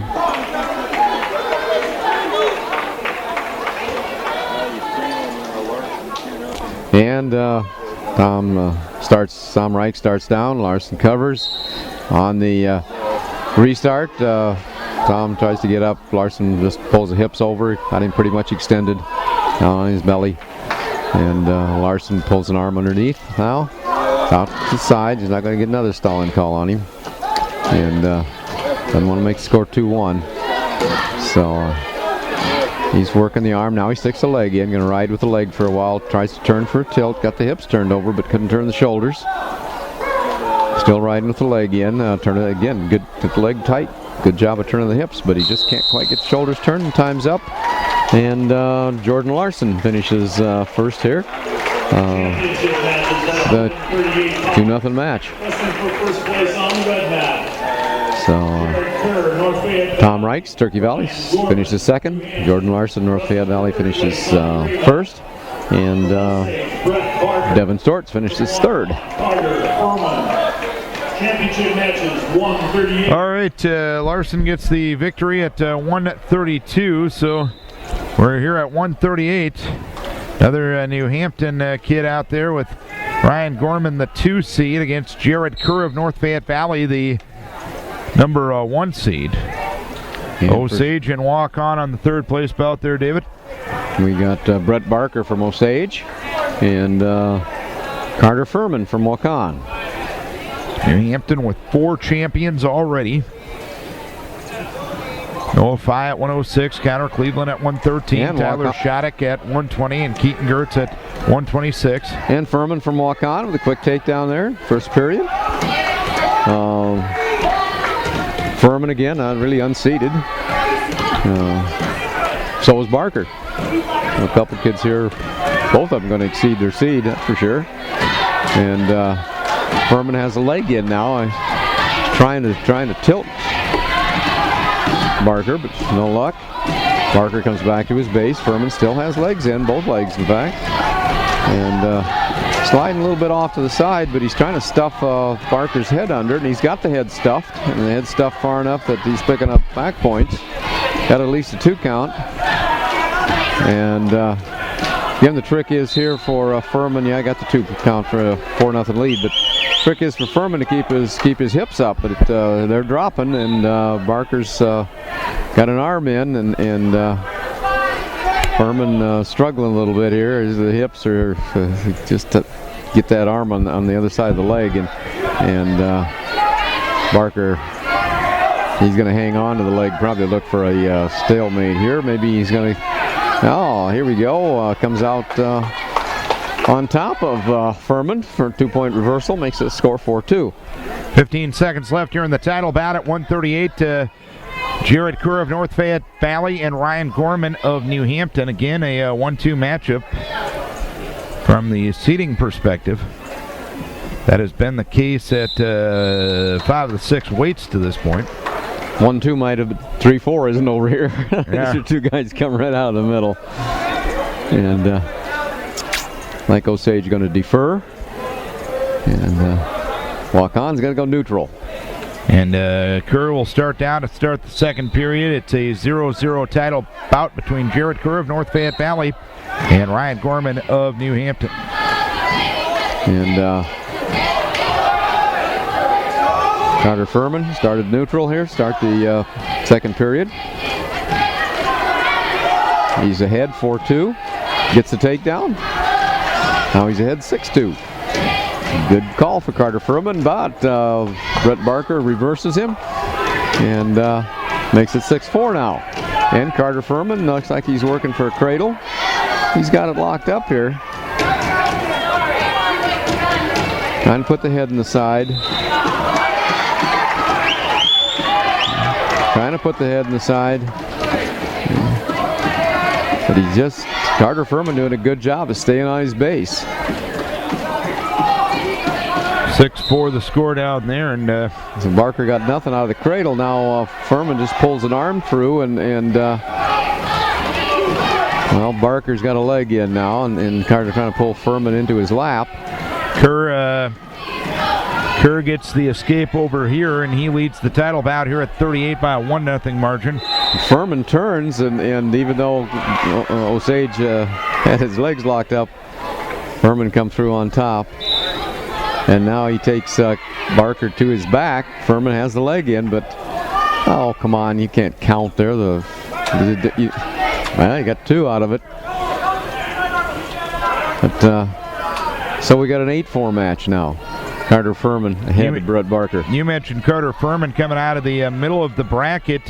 He actually lost a pigtail match today. Yeah. And here he is wrestling for 3rd place. Yeah, he went on down the first round to Reichs from Turkey Valley. Now he's in the 3rd place match. And Reichs ended up getting 5th today. Reichs ended up 5th. So, yeah. These tournaments that are paired this way where you can come all the way back to 3rd, why, you can lose an early match, still score a lot of points. And walk on not in the point that they're in the team race or anything like that, but again, credit the kid for doing what he's doing. It's kid likes this good scoring points. 1-0 the score with Jared Kerr of North Fayette Valley leading Ryan Gorman of New Hampton right now 1-0, and we will go to the 3rd period, and Gorman will start down. In the 3rd period, Furman's down, Barker on top. Barker trying to work a half Nelson, a far wrist.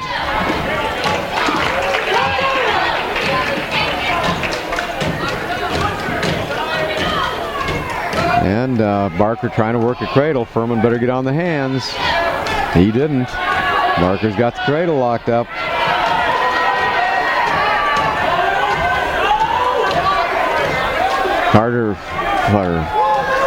Brett Barker working to turn that cradle. Furman working to stay based out.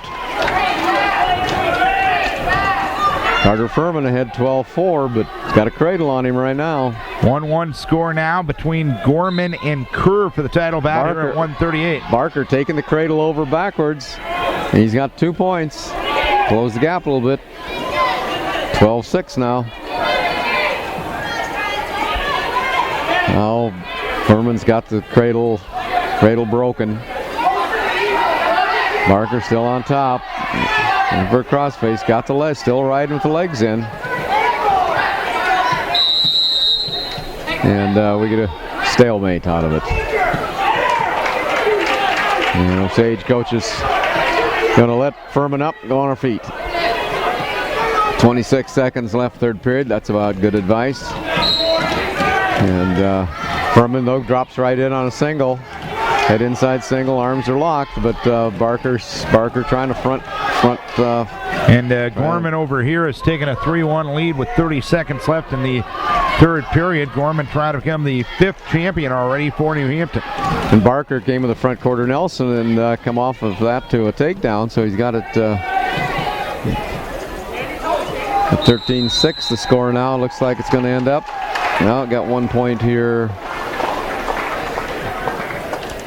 Yeah, 13-6. So Furman loses a pigtail match and wrestles all the way back to third place.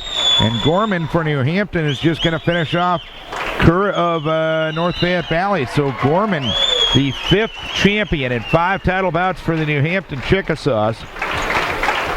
They are tough down low, and Gorman proving that once again here at 138. 38. For first place on the great match. So championship bout coming up at 145. Thatcher Goodale of Osage as well as Adam Benzing of Waukon.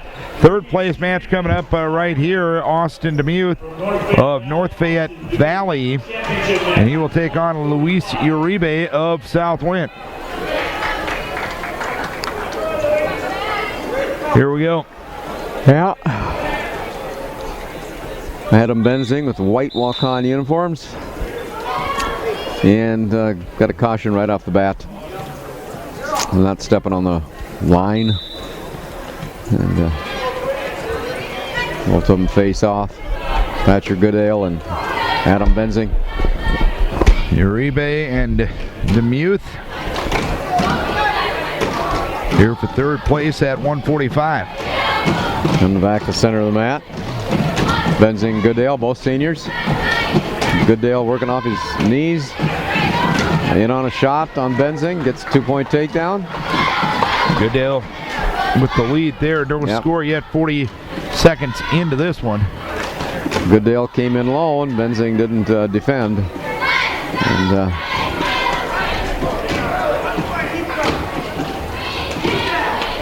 Goodale with a half and a wrist. Benzing flattens out.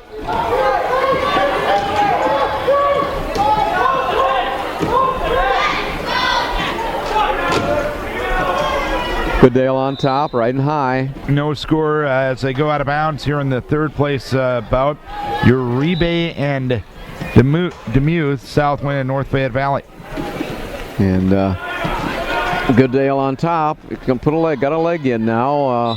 Now Benzing stands up, gets potentially dangerous, and we're going to get a restart.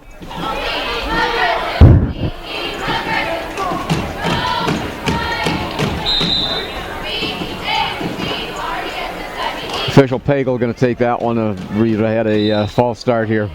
I don't think he could really tell who jumped first. Looked like they both jumped at the same time, so no cautions to anybody. Benzing covers. No score. Uribe and on the whistle, Benzing moves out. Muth over here. Goodale follows nicely. Goodale, a lot of pressure on top. Goodale puts the leg in. Benzing tries to get underneath it. Benzing, pretty good job of getting underneath it. But Goodale still holds that leg in there, riding with a leg and a half. And Goodale, stay tough with those legs in. 0-0 as we go to the second period over here in the third place bout. Benzing come to his base, tried to pull Goodale over, ends up dropping himself on his head. And first period comes to an end, 2-0. Thatcher Goodale ahead of Ryan Benzing. Goodale was the number 1 seed, Benzing was the second.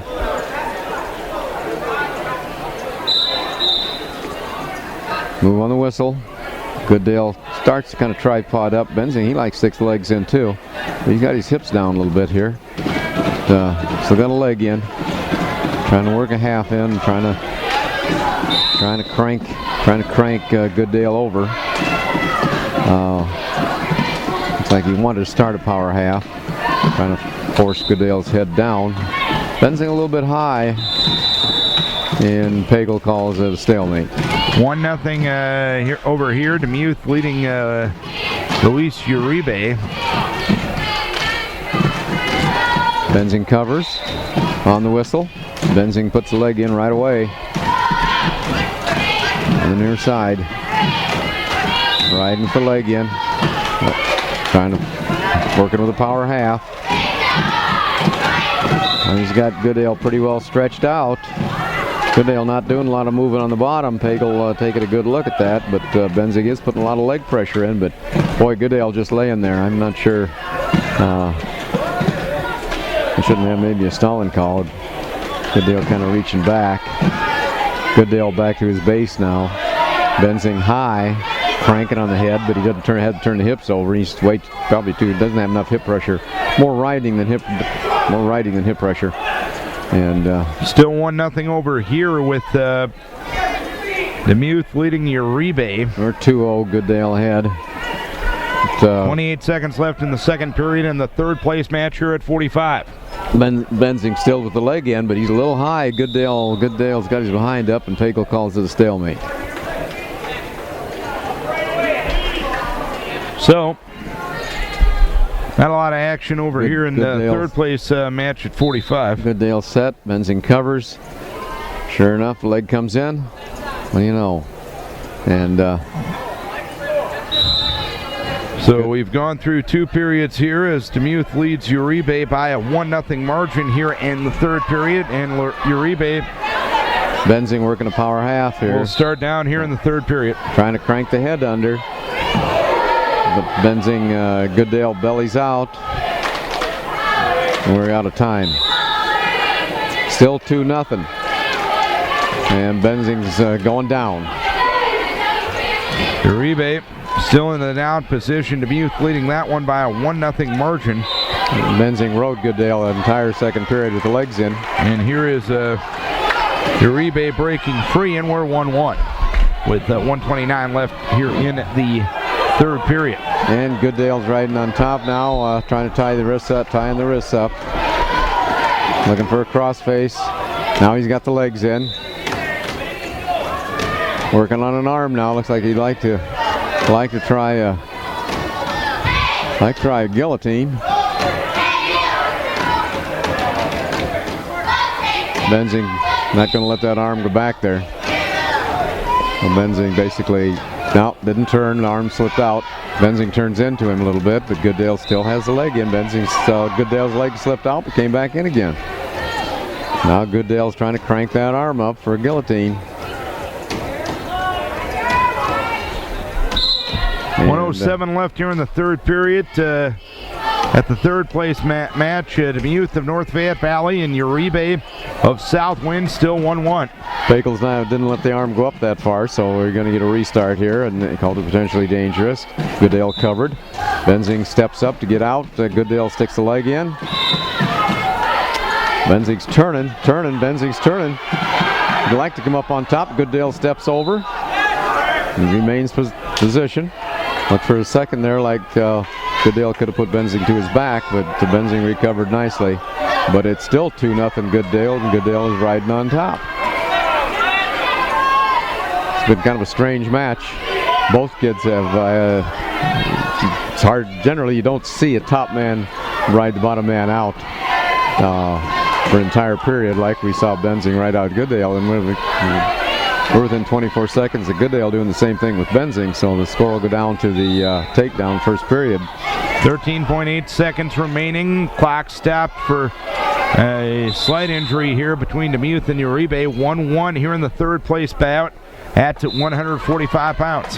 Benzing came to stand up, but it was broken because of potentially dangerous there.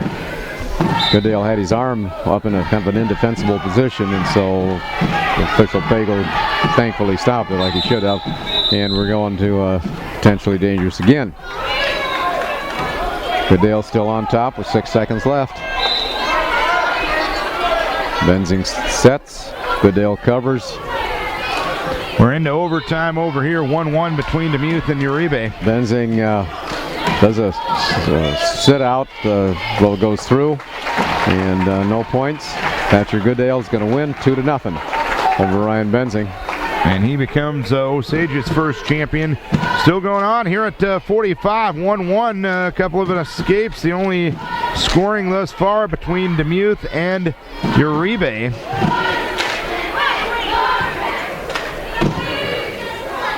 Reaching for the shot is Demuth. Uribe holds him off. I don't believe either man has been hit for stalling yet.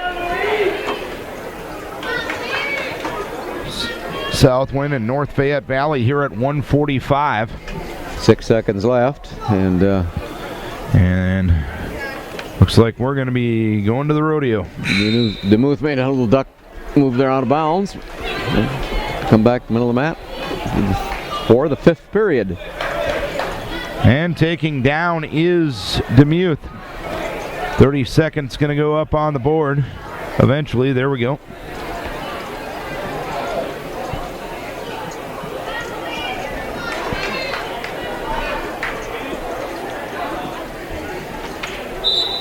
And Demuth up to his feet. Quickly. Very quickly.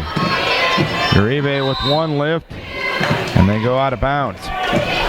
24.5 seconds left here in the 5th period. I think I mentioned last night that Demuth gets to his feet about as fast as anybody that I've ever seen.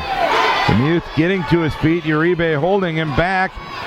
Now reaching back, lost control of the grip. Demuth circles around, gets a reversal to make it 3-1. Uribe trying to get back to his feet.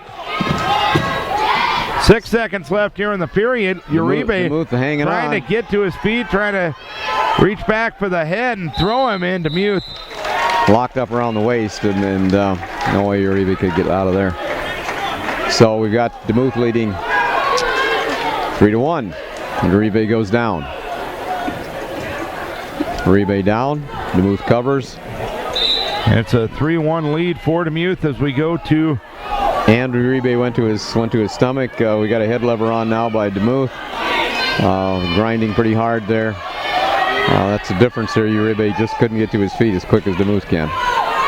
Uribe trying to break free. And he turns does. and faces, gets his one. It's 3-2 with 9 seconds left here. Reaching for the shot is Uribe.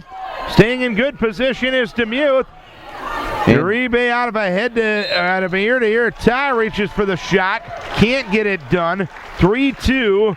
Demuth is going to beat Uribe for the 3rd place title here today.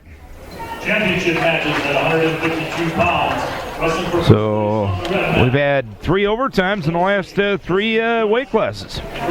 Yeah. And, time to go over to 52. You'll have Cole Christopher for the 3rd place match for the Korup, and walk-ons Lucas Larson. And at the championship bout, it'll be Tristan Johnson of Osage and Creed Kruger of Denver Tripola. And Christopher and Larson year to year here.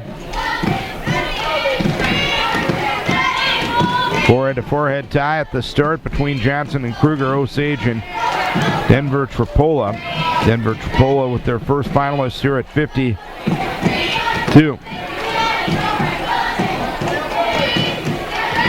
And Lucas Larson was the 4th walk-on, was the 4th seed freshman.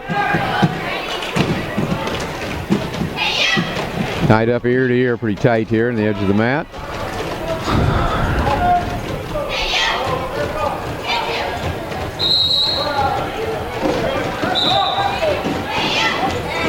And they stomped on the whistle on the other mat, so official Pagel blew the whistle for these guys and started in the center again. No score yet between Johnson and Kruger here in the title bout at 52. Johnson now able to get to some underhooks, but he rides his opponent out of bounds. 1:01 left here in the 1st period, scoreless match. Christopher was in on head outside single. Now Christopher goes in, changes to a double, and takes Larson to the mat for a 2-point lead. And we got it. Locked hands here. Yeah, Christopher apparently locked his hands, and that gave Larson 1 point. Reach for a shot for Johnson. He drags his man from behind. Scramble situation on the edge of the mat. No points awarded. Larson comes to his feet. Christopher follows behind. Larson turns, comes in on a leg. Larson's in on a leg now, but Christopher's still hanging on. Christopher moves to a body lock. Larson comes out, and he's got his 1 point, makes it 2-2.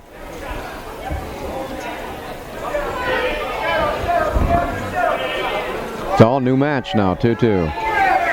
Christopher reaches for a leg. They're tied up ear to ear, though. Be hard to get anything out of that ear to ear. Christopher comes in, head inside single. Larson trying to go around behind. Christopher blocking with his arm. Christopher still coming. Larson trying to stuff the head. Larson coming around, but no time. 0-0 at the end of the first period here at 52. 2-2. Christopher's choice. He defers. That's between Tristan Johnson of Osage and Creed Kruger of Denver Tripola. Larson goes down. Starts second period.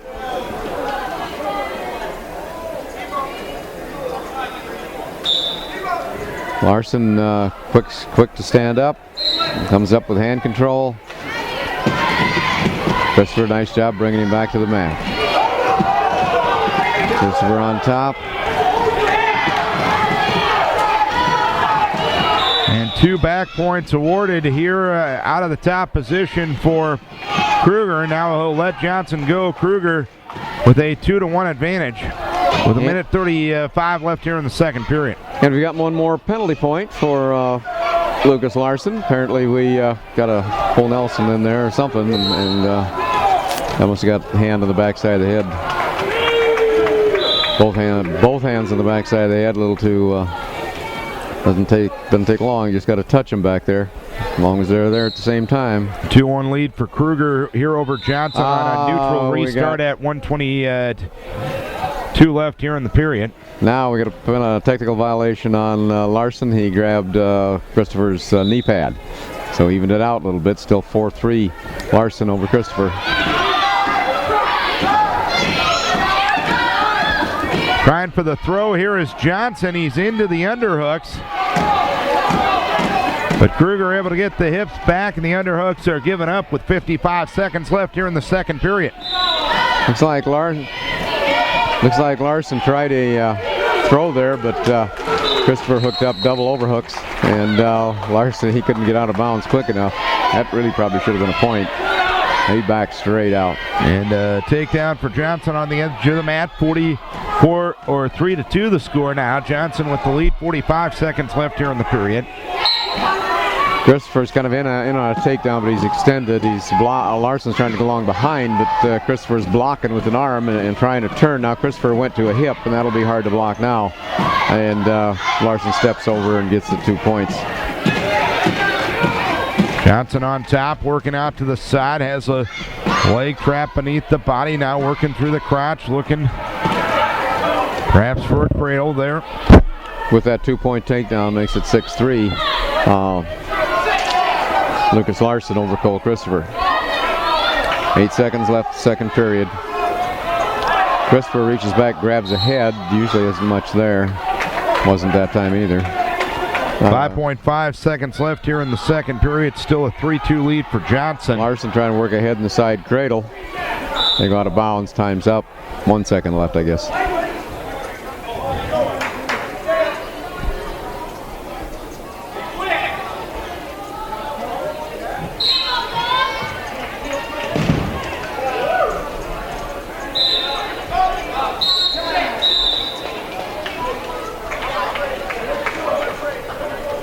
So, period comes to an end here. It's 3-2. Johnson leading Kruger. Kruger's choice, he will start down in the third period. Kruger for Denver Tripola, Johnson for Osage. Third place match, we got 6-3. Lucas Larson leading Cole Christopher. Christopher starts down for the third period. Larson has a leg split. Trying to step up, or turn. Christopher comes to his feet. Larson takes him back down again.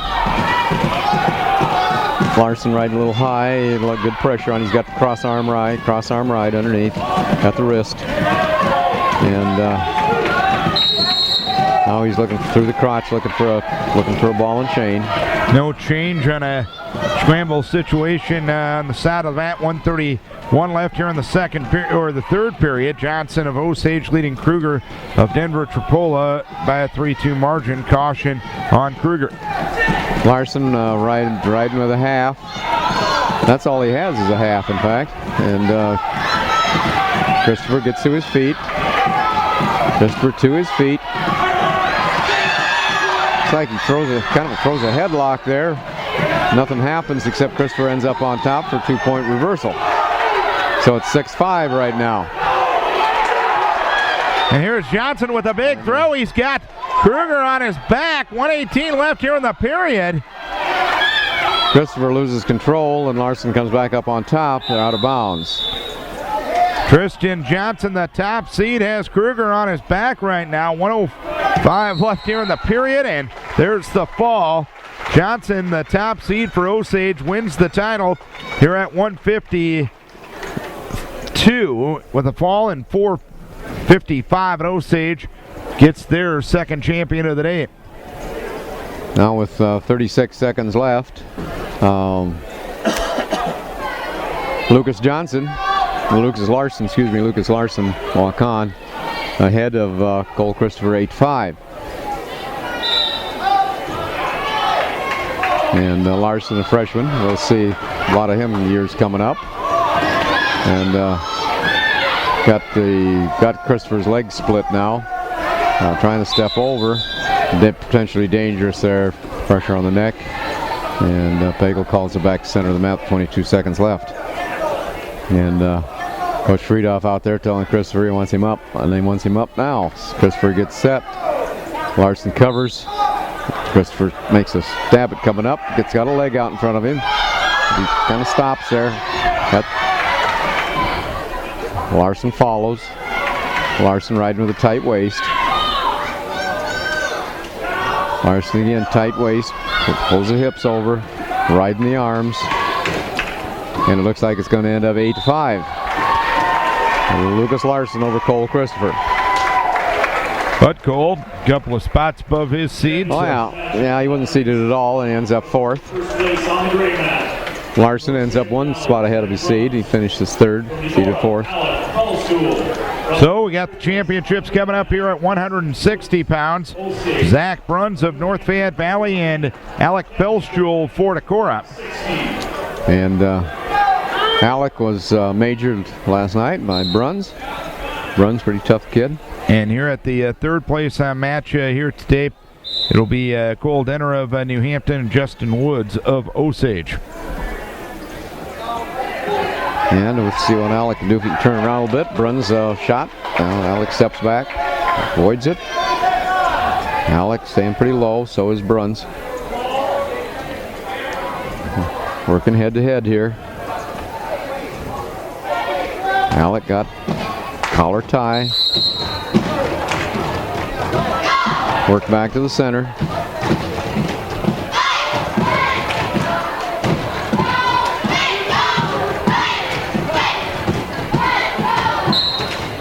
Alec trying to get inside. Bruns, both of them have collar ties right now. Both of them moving, trying to move the other out of position.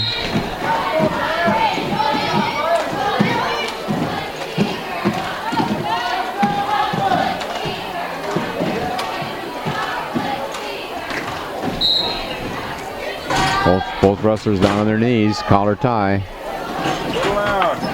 Bruns has one leg up. Looks like maybe a ankle pick would have worked. Bruns makes a shot to the outside. Alex steps back. Alec Felstuhl Sr., Zach Bruns a senior.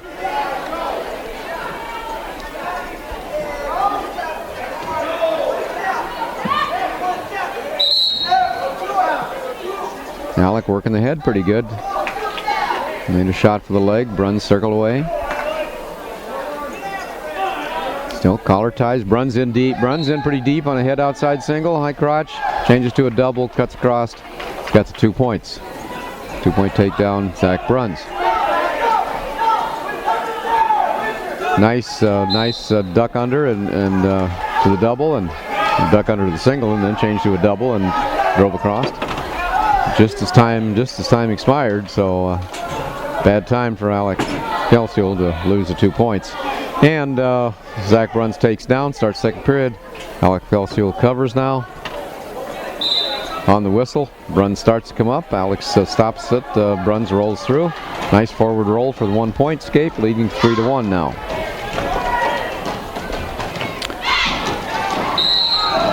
Both boys head to head. So, and over here we have Denner leading Woods by a 3-2 margin. Denner for New Hampton, Woods for Osage. By the way, New Hampton has a 18-point lead now on Osage for the team title. And Osage up 27 on Decorah. Decorah up 14.5 on Denver Tripola. Runs in deep on a takedown. Alec fought it off. Nice. Got his hips back. Rue gonna stiffened up really good, and I'm sure that's a takedown Bruns to get most of the time. Bruns headgear came off, readjusting it, tightening it up a little bit. So back on. And they're going to start both up, middle of the mat. Zach Bruns leads 3-0 over Alec Felschel. Oh, grab at an ankle by Bruns. Nice counter by Felschel. And now they come back in ear-to-ear tie. Bruns got collar. Bruns works the head. When he got a collar tie, you know he's got a collar tie. He works that really hard. And over on the other mat, still 2-4. 4-2. New Hampton ahead. New Hampton on a shot, but they go out of bounds.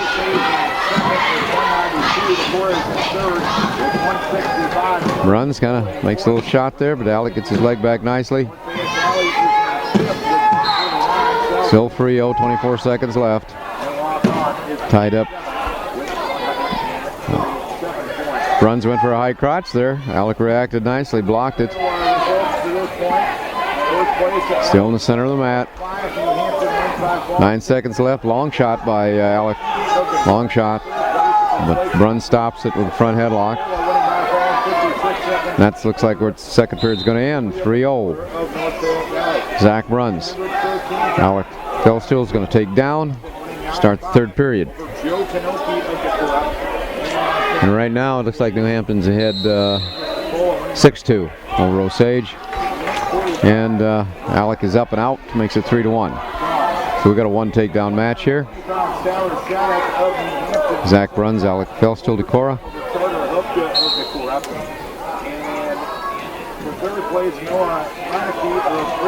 Bruns down on his knees.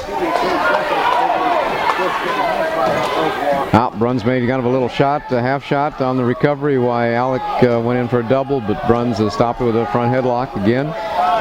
Pretty good action there. Alec coming to his feet. Bruns hanging on with an underhook.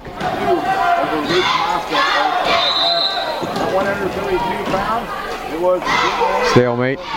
Referee Dwayne Lunfett. Decorah brings it back to the center of the mat. Alec trying to set something up. Zach Bruns maintains good position. Bruns stays out there square, makes enough shots to keep the referee off him. There, Bruns gets in on duck under for a 2-point takedown.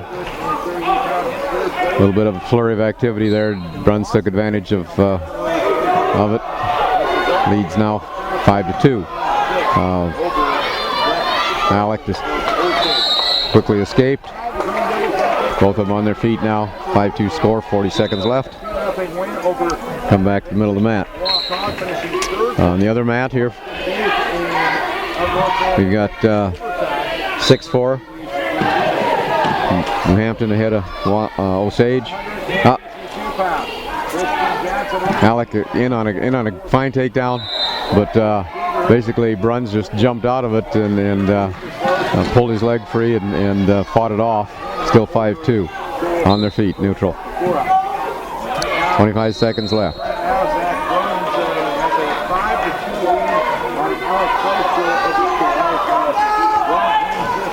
Bruns tries to go around behind. Alec counters nicely. Bruns gets under the arm again with that duck under. Takes him to the mat. So ended up with got 2 more points to make it 7-2. Alec tries to roll through, gets out. 7-3. Alex dives after the legs. 2 seconds left. 7-3 match. A lot better than it was last night. Alec did a pretty good job of wrestling. But Bruns finishes first with 7-3. And on the other mat, we've got 56 seconds to go for third place. And we've got Cole Denner.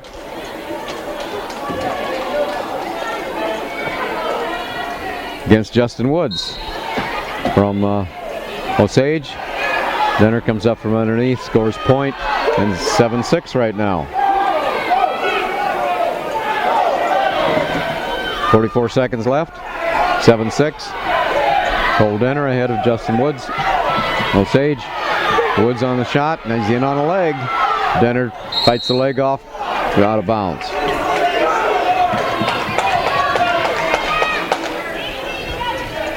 Justin Woods coming out of the middle of the bracket. Cole Denner, third seed. Denner ahead, 7-6 right now. Nice elbow pass by Denner. Gets Woods out of position. Denner takes advantage of it. Goes in on deep shot. Scores 2, 9-6. Denner. Tiger Hawks getting their second champion of the day with Zach Bruns. New Hampton with 5, Osage with 2. Decorah going to be shut out of the championships.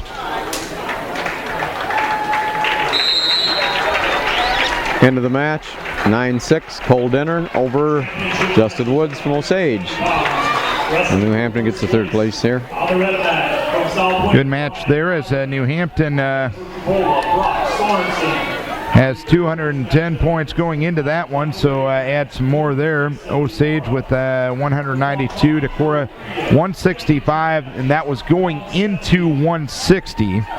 Denver Tripola with 150 and a half. North Fayette Valley with 149, South Wind with 140, and Waukon with 137.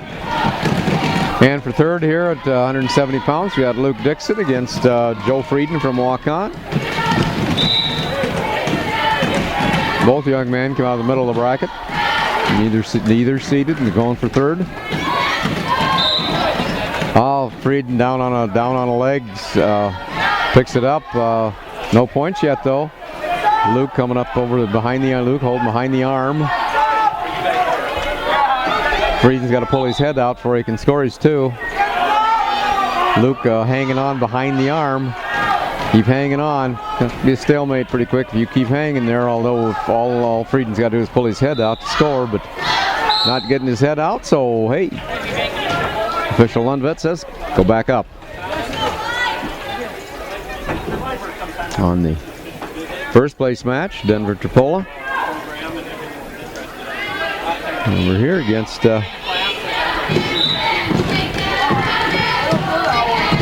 South Wind.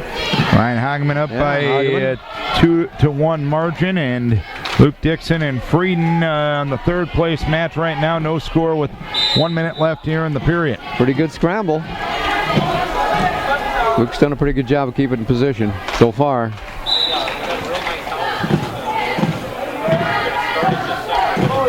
Frieden on an underhook, like he's trying to throw, but Luke drops in on a single. Changes off to a double here, but they're on the edge of the mat. And they're out of bounds.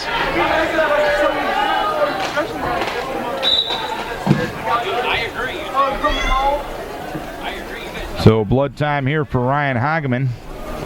Dixon still, Dixon in on a head outside, single, trying to come around kind of the wrong way. Allows Frieden to kind of cover him, but Dixon recovers and drives Frieden out of bounds. 0-0, 24 seconds left in the first period as Hageman getting the blood cleaned off his singlet. Frieden locked up there at upper body and tripped Luke to the mat. Luke bellied out nicely, but there was only about 5 seconds left when it happened, and we just don't want to give up 2 points at that time. Oh, that chicken wing, you got to stop. That's coming forward. Goodness sakes, he does. 2 seconds left. And so we gave up 2 points with something like 5-7 seconds left. That's happened way too consistently. Yes. Here is Hageman on the side of the mat. He gets a takedown with 15 seconds left here in the first period. Ryan Hageman for South Wind. with a 4-1 win, or a 4-1 lead with 15 seconds left here in the period. Hageman, one of two finalists for the South Wind Warriors. End of the first period with Frieden with a 2-0 lead over Dixon. Frieden defers. Dixon goes down. See what Luke can do here. Luke down. Pretty good stand up, but he's arms out like he can fly, and no hand control. Turns, kind of reaches over the back. Didn't do that. Now belly's out. Frieden on top.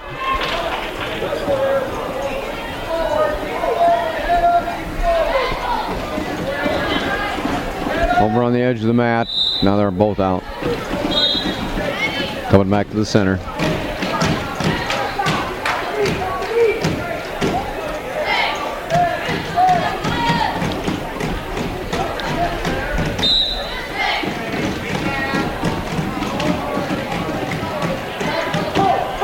Now Hageman with the 4-1 lead, starting in the top position here in the second period, trying to move that arm up on the back of Sorensen. Ryan doing a pretty good job of getting out to the side.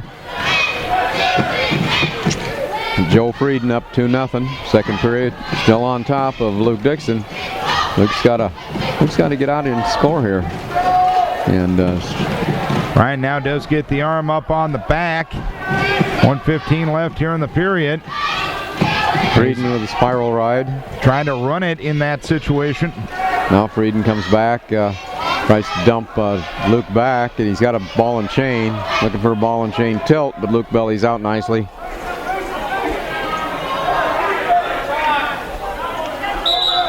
.55 seconds left here in the period, and now we're working a ball and chain tilt, and he's got that. Stalemate is called, and actually some blood time.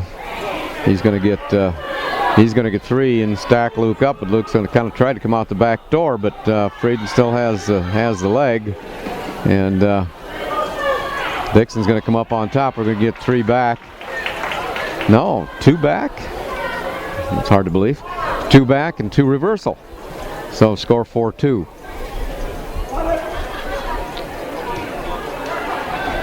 Dixon on top right now. 6 seconds left. Frieden stands up. We don't follow him, and Frieden gets away with 2 seconds for another point. Boy. Give up those points at the end of the period. We got to wrestle a little longer here. 7-2. Frieden over Dixon right now. And that hurts right at the edge of the end of the period.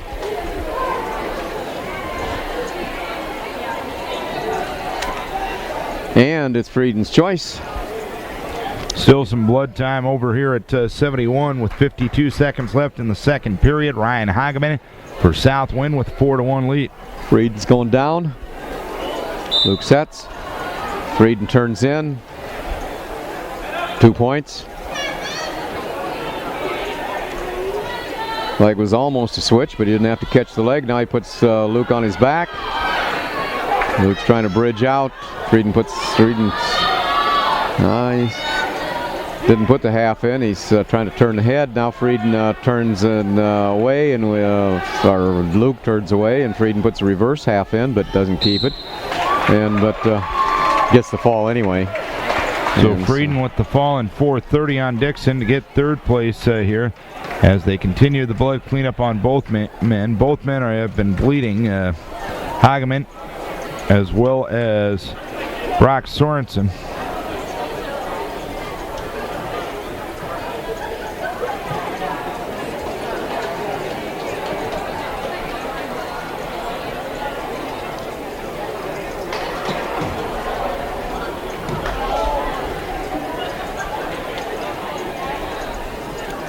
Hageman comes back to the center, goes down.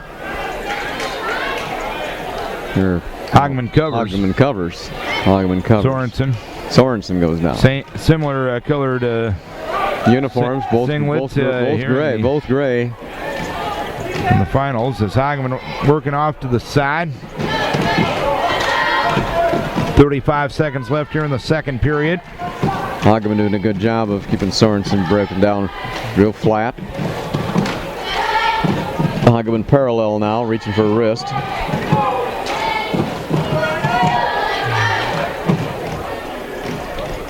.19 seconds left here in the second period. A 4-1 lead for Ryan Hageman.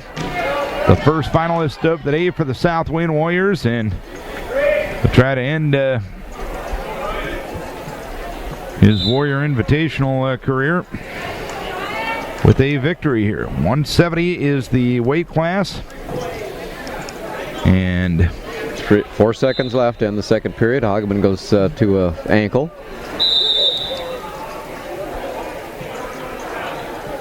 Hageman's going down third period. Sorensen covers. Hageman to his feet, had some hand control, and he's out.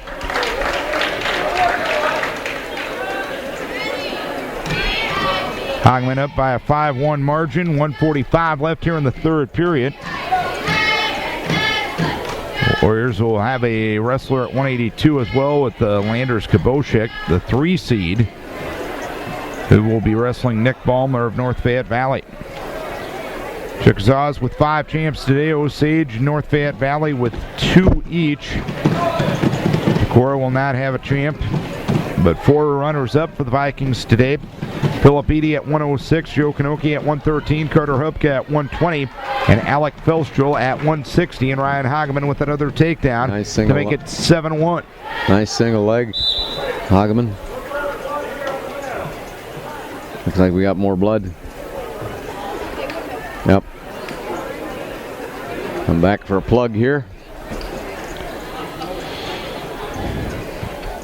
The trainers have been as busy as they've been all day in this match, as both men have been needing to get plugged up, if you will. Now, so we got 4 more weight classes to go after this. Officials out there looking for blood on that red mat, hard to spot. Exactly, I imagine. Well, of course, I figured you'd make some sort of a joke like, well, they have a tough time seeing everything else, so blood on a red mat probably would be, you'd probably have an excuse for that one. Maybe right? could. Maybe could. 58 seconds left here in the third period. Ryan Hageman with a 7-2 lead on Brock Sorensen, a couple of seniors. Hageman now 5-0 after a couple of wins today, one over Joe Frieden and one over Kelvin Geyer of North Fayette Valley. Of course, Ryan had a great season in football this year. 40 seconds left here in the third period. Pretty nice young man, too. Been a tough kid for the men of Jake Ellsworth. Good athlete. 29 seconds left here in the period. And he's in on a freight train double. Yeah, that's a takedown, but they ruled him out of bounds. Yeah, they ruled him out of bounds, but well, his foot was on the line, but you know, for a couple of years now, the line is in bounds. Yeah. Pretty neat how they could make the mat, everybody's mat 4 inches bigger, and it didn't cost anybody a dime. Yeah. Just make the line in bounds. That's out. Out of bounds they go with 12.5 seconds left here in the third period. A 7-2 lead for Ryan Hageman here at 170 pounds. It's been a long championship round, but there's been a lot of close competitive battles. Competitive battles, yeah. Some good wrestling. Here's Hageman reaching for the shot. Won't be able to get it, but he will end up victorious here at the South Wayne Invitational. 7-2.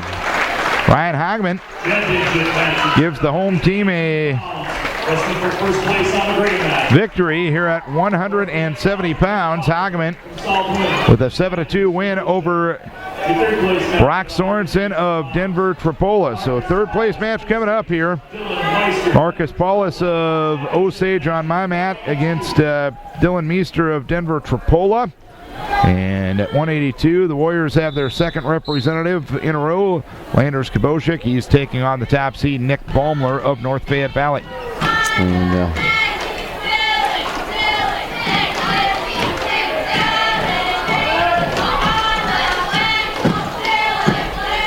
scramble situation, no scoring between Paulus and Meester yet. And here is a takedown for Meester, and it's 2-0. And we still nothing here at Baumler and Koboshik. Not much action. Both of them working here, sparring for position. Oh, nice outside single. Head inside by Baumler. Baumler's got it up in the air. Kubosiek trying to fight it off. Baumler uses a leg sweep. Take him to the mat. Oh, wait a second now. The referee changed his mind and said, no, there wasn't really any control. So, both up. I thought there was control and attempted an escape. But, Doug DeMuth is going to go over and to the table and have a conversation with Dave Litterer about that one, as Denver Trapola wrestler Dylan Meester, the senior, has taken a 2-0 lead on Paulus of Osage. And Matt off to our right. I think Litterer told him if your boy really had control, the other guy wouldn't look so good when they went off the mat. So, no points. Nothing.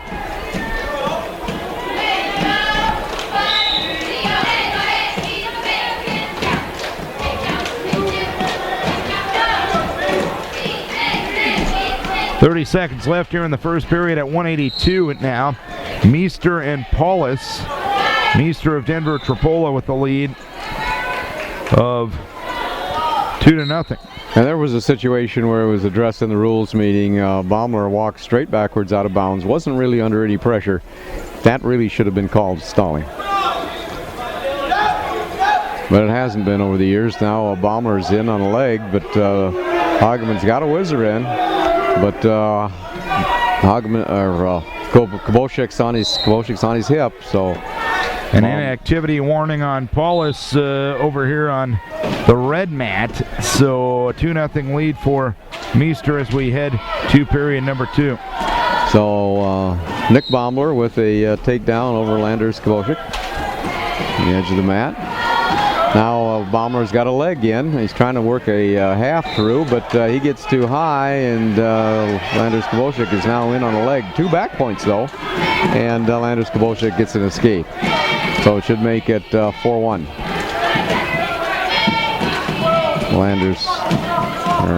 Nick Baumler ahead of Landers Kubosiek. 1:39 left here in the second period. Over here, it's a 3-0 lead now for Meester of Denver Trapola, who was the 2 seed. There, they got the 4-1 up.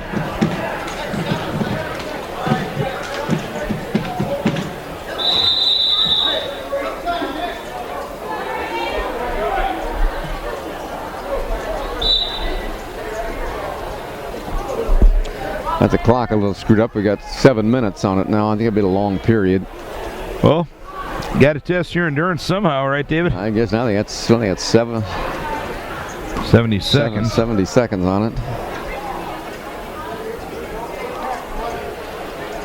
That scoreboard has been a bit of an adventure today. Now we got 20 minutes. You're really testing the endurance. 77. But as long as they're talking about it, we'll talk about this third place match. Meester leading by a 3-0 margin on Paulus of Osage. Meester of Denver Trapola. Paulus of Osage. Now they got the clock going.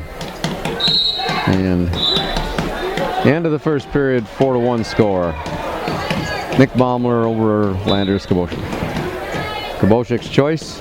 He defers. Nick Baumler going down.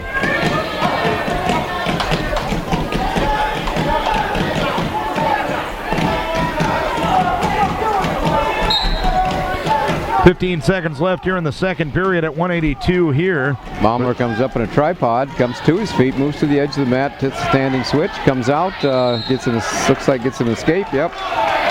That's a situation where Landers Kubosiek was all the way out of bounds, but Nick Baumler was in and ends up neutral. 5-1 now. And we go to the third period over here at the third place bout. Meester of Denver Trapola leading by a 3-0 margin. Nice duck under by Landers Kubosiek, but they go out of bounds, and Baumler did a great job of squaring up with him, but real good technique on the part of Kubosiek.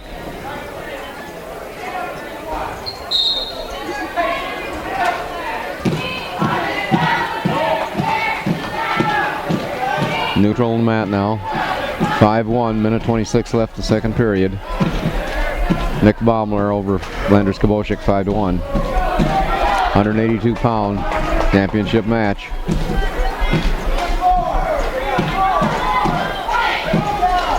.130 left over here. It's a takedown for Paulus, so things have gotten a bit more interesting as Meester leads 3-2. A little different. Nice duck here by the Baumler, and they go out of bounds. No points. Quite a difference in body style here. Landers Kubosic, pretty stocky, blocky built. Nick Baumler, tall, slender. One of the wonderful things about wrestling, no matter any body can wrestle. Used to be a USA Wrestling poster with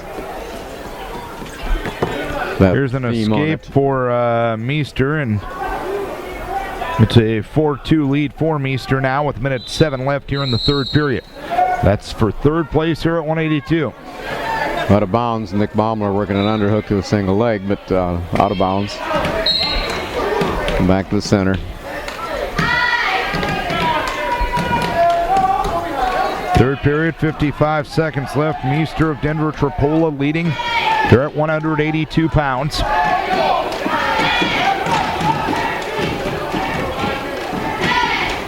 Oh, nice head inside single there by Baumler. And takes Landers Kubosic to his backside there on the edge of the mat. Scores 2 points with it. 7-1 now, 7 seconds left in the second period. 29 seconds left here in the third period. A 4-2 lead for Meester and Paulus.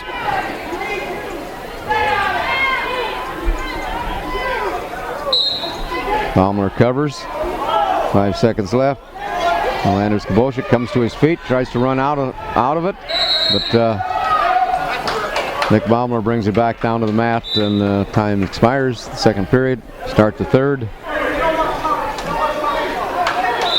Landers Kubosic decides he'll go down and score some points here behind 7-1. And Meester will finish off his third place win.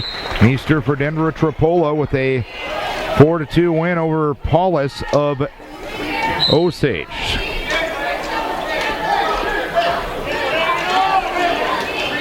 So we'll move on to 195 once the 82 championship is done. Nick Baumler trying to become the third champion of the day for the North Fayette Valley Tiger Hawks.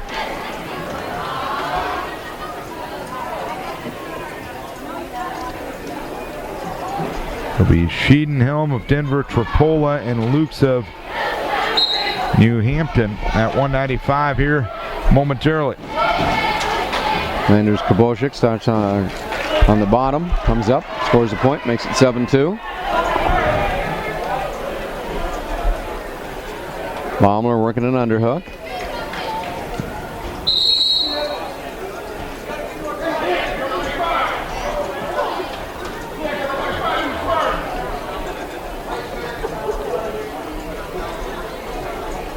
Little blood time here, looks like.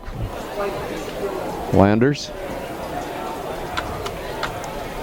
Looks like maybe a lip bleeding a little bit here.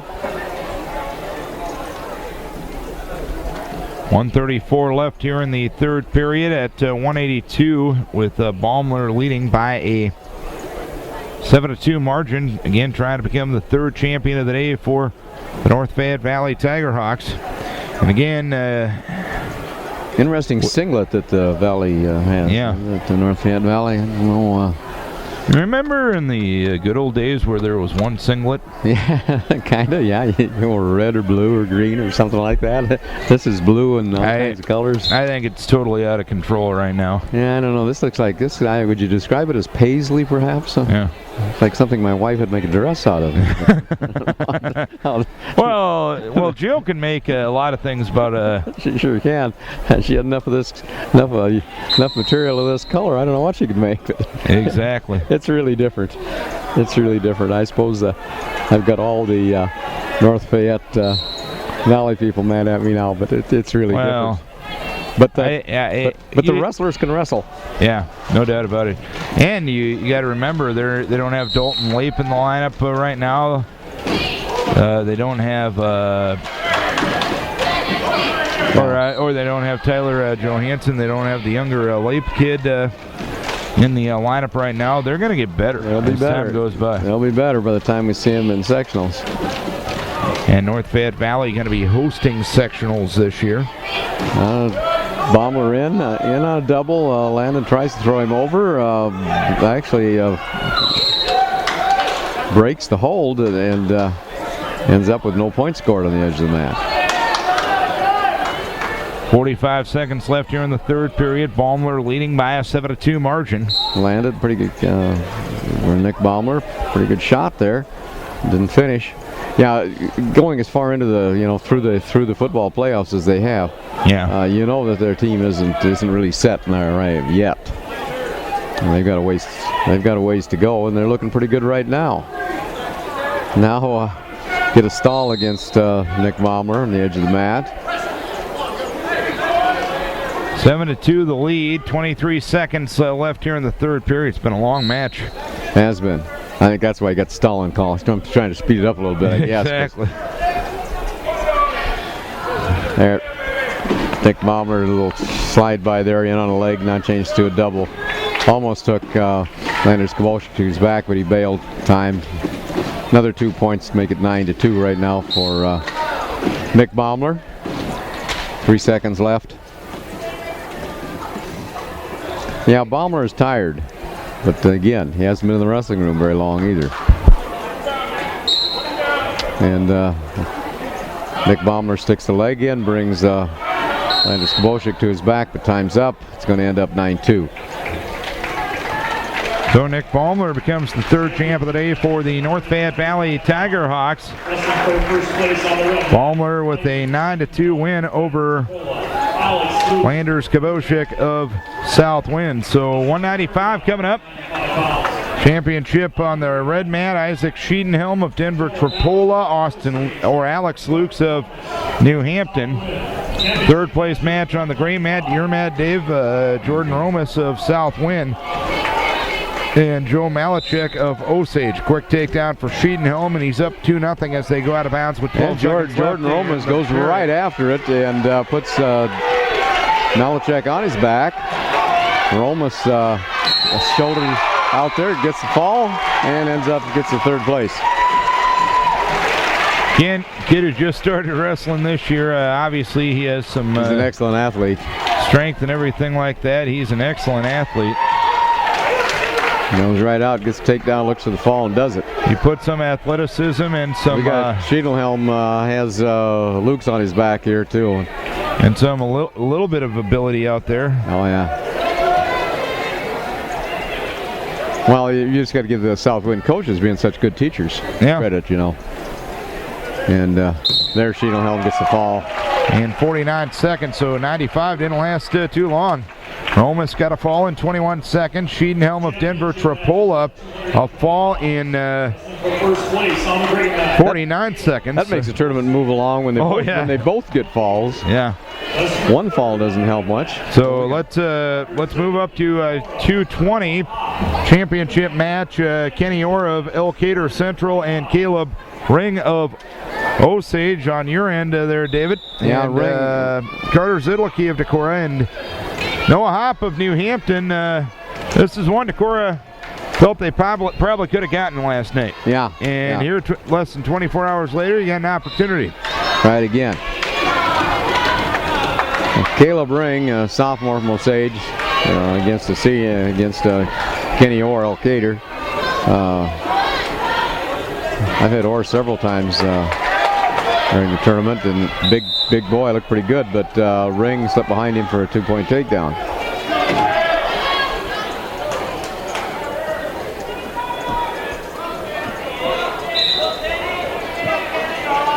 And both men working forehead to forehead over here. Zidlicki and Hopp 0-0, 134 left here in the period.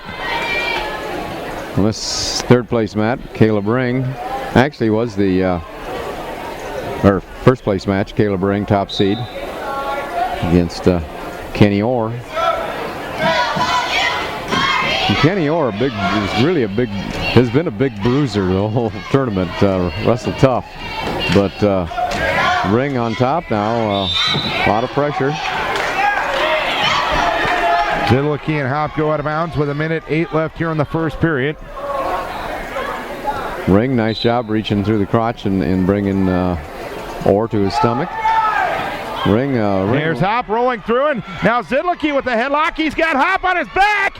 58 seconds left here in the period. Zidlicki's arm is on the back of his back there, though. Zidlicki now getting out chest to chest, and there's the fall. Carter Zidlicki getting third place with a fall at a minute 16. Avenging a loss to Hop less than 24 hours ago. And a good finish to the day for the Decorah Vikings there. And we've got Ring on top here. Come pretty close to turning Orr to his back, time or two, but didn't quite get far enough. And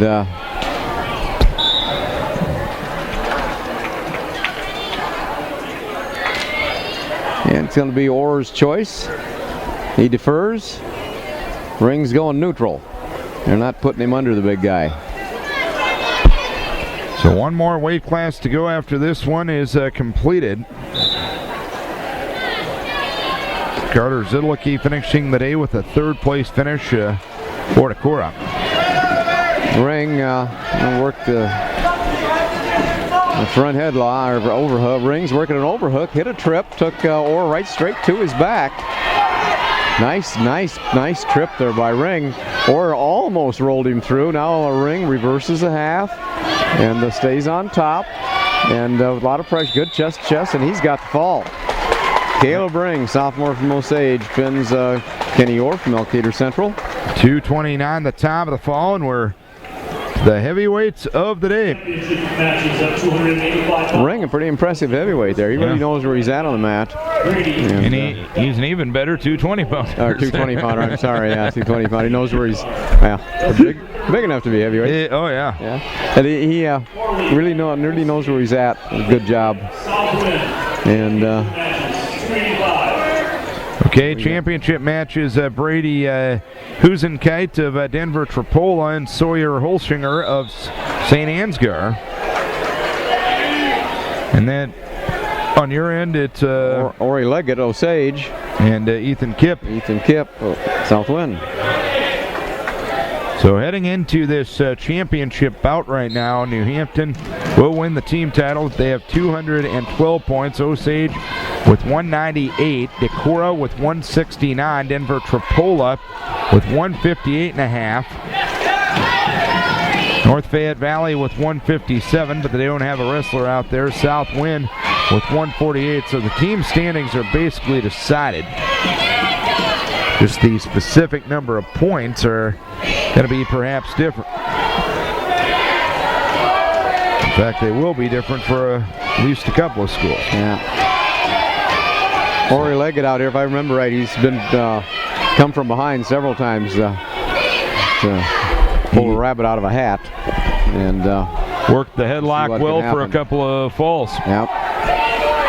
And Ori Leggett, a senior, and Ethan Kipp from South Wind, also a senior. No action yet here at 285 between Husenkite and Holsiger. Kipp is the third seed and Leggett is the fourth seed, so we've got a third and fourth seed out here for third and fourth place. Both of them working the head, trying to get inside ties. Kipp tries to go in on a body lock. Leggett looks for a headlock. Kipp's got the body lock one in this case. Kipp gave up the headlock, and Leggett gave up the headlock. Kipp got the takedown. Kipp's a little taller. It's hard to headlock a big tall guy when he's got you locked up around the body. Now Kipp tries to make something out of it. Tries to turn Leggett. Doesn't make it. Leggett's choice. Starts second period. He defers. Kipp goes down. Ethan Kipp, good big heavyweight for South Wind. Tall.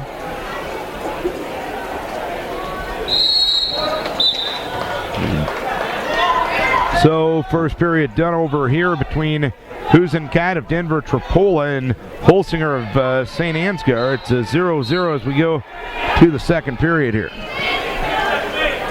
Leggett, he tries to put a leg. He got a leg in here, right on top of Kip.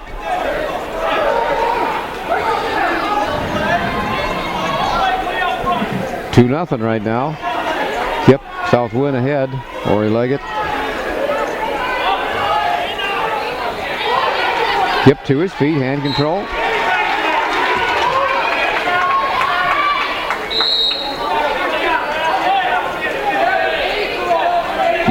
Ethan Kip almost a head taller than Ori Leggett.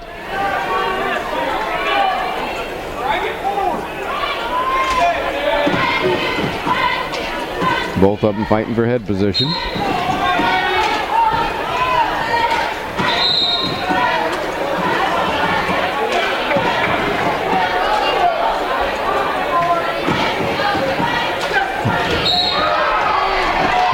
In a wild scramble situation, Kip's going to get the takedown there. 1-0 here with Denver Trappola taking the lead early second period. Again, Kip went in for a body lock. This time Leggett hit a headlock, but Kip rolled him through and ended up with Leggett out of bounds, but Kip was still in bounds, so he got the 2-point takedown to lead 5-0.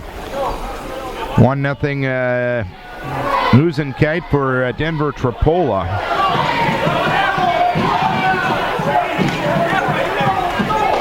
Leading Holsinger for St. Ansgar. Now it looks like Kip's coming around trying to cradle. Trying to maybe get a cradle. Got the leg up there. Get the head down there.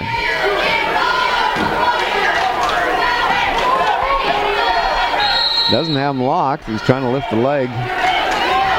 Better luck if he'd set him up, crunch the head. Now he's trying to get an arm up on the back, and he's going to get that arm up on the back, or he's going to tear it off. And he takes Leggett towards his back, but time runs out. 5-0. Ethan Kip. Ori Leggett decides he's going to go up on his feet again. He doesn't want to go underneath him. Not that he's had such good luck on his feet, but he has at least one headlock and tried another one, and you don't always get to roll through on that headlock. Yeah. If you don't, you end up on your back. So I'm sure that's what Leggett is looking for.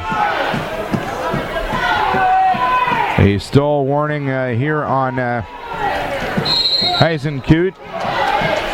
Neutral restart, 18.6 seconds left in the second period. Huizenkeit and Holsinger are 1-0 Huizenkeit.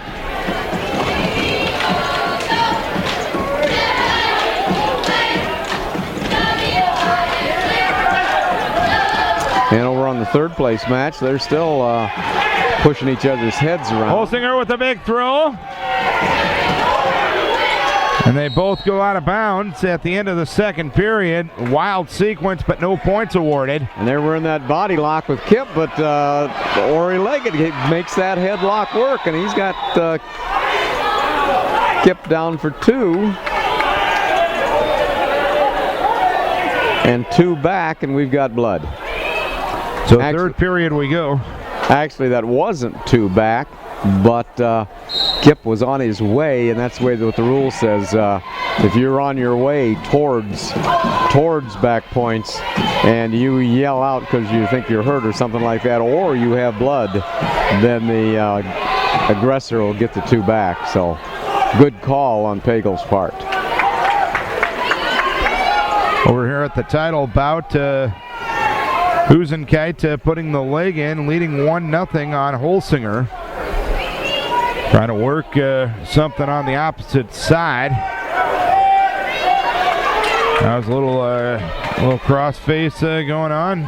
Tries to keep that leg in, but his body's not tall enough for him to do that. But he does have Holsinger on his back. Couldn't keep the hold, but he loses the grip and does get 3 back points out of it. And Huizenkeit with a lead of 4-0 right now.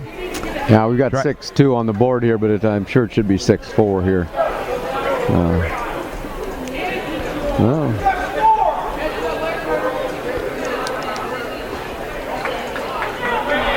1:05 left here in the third period.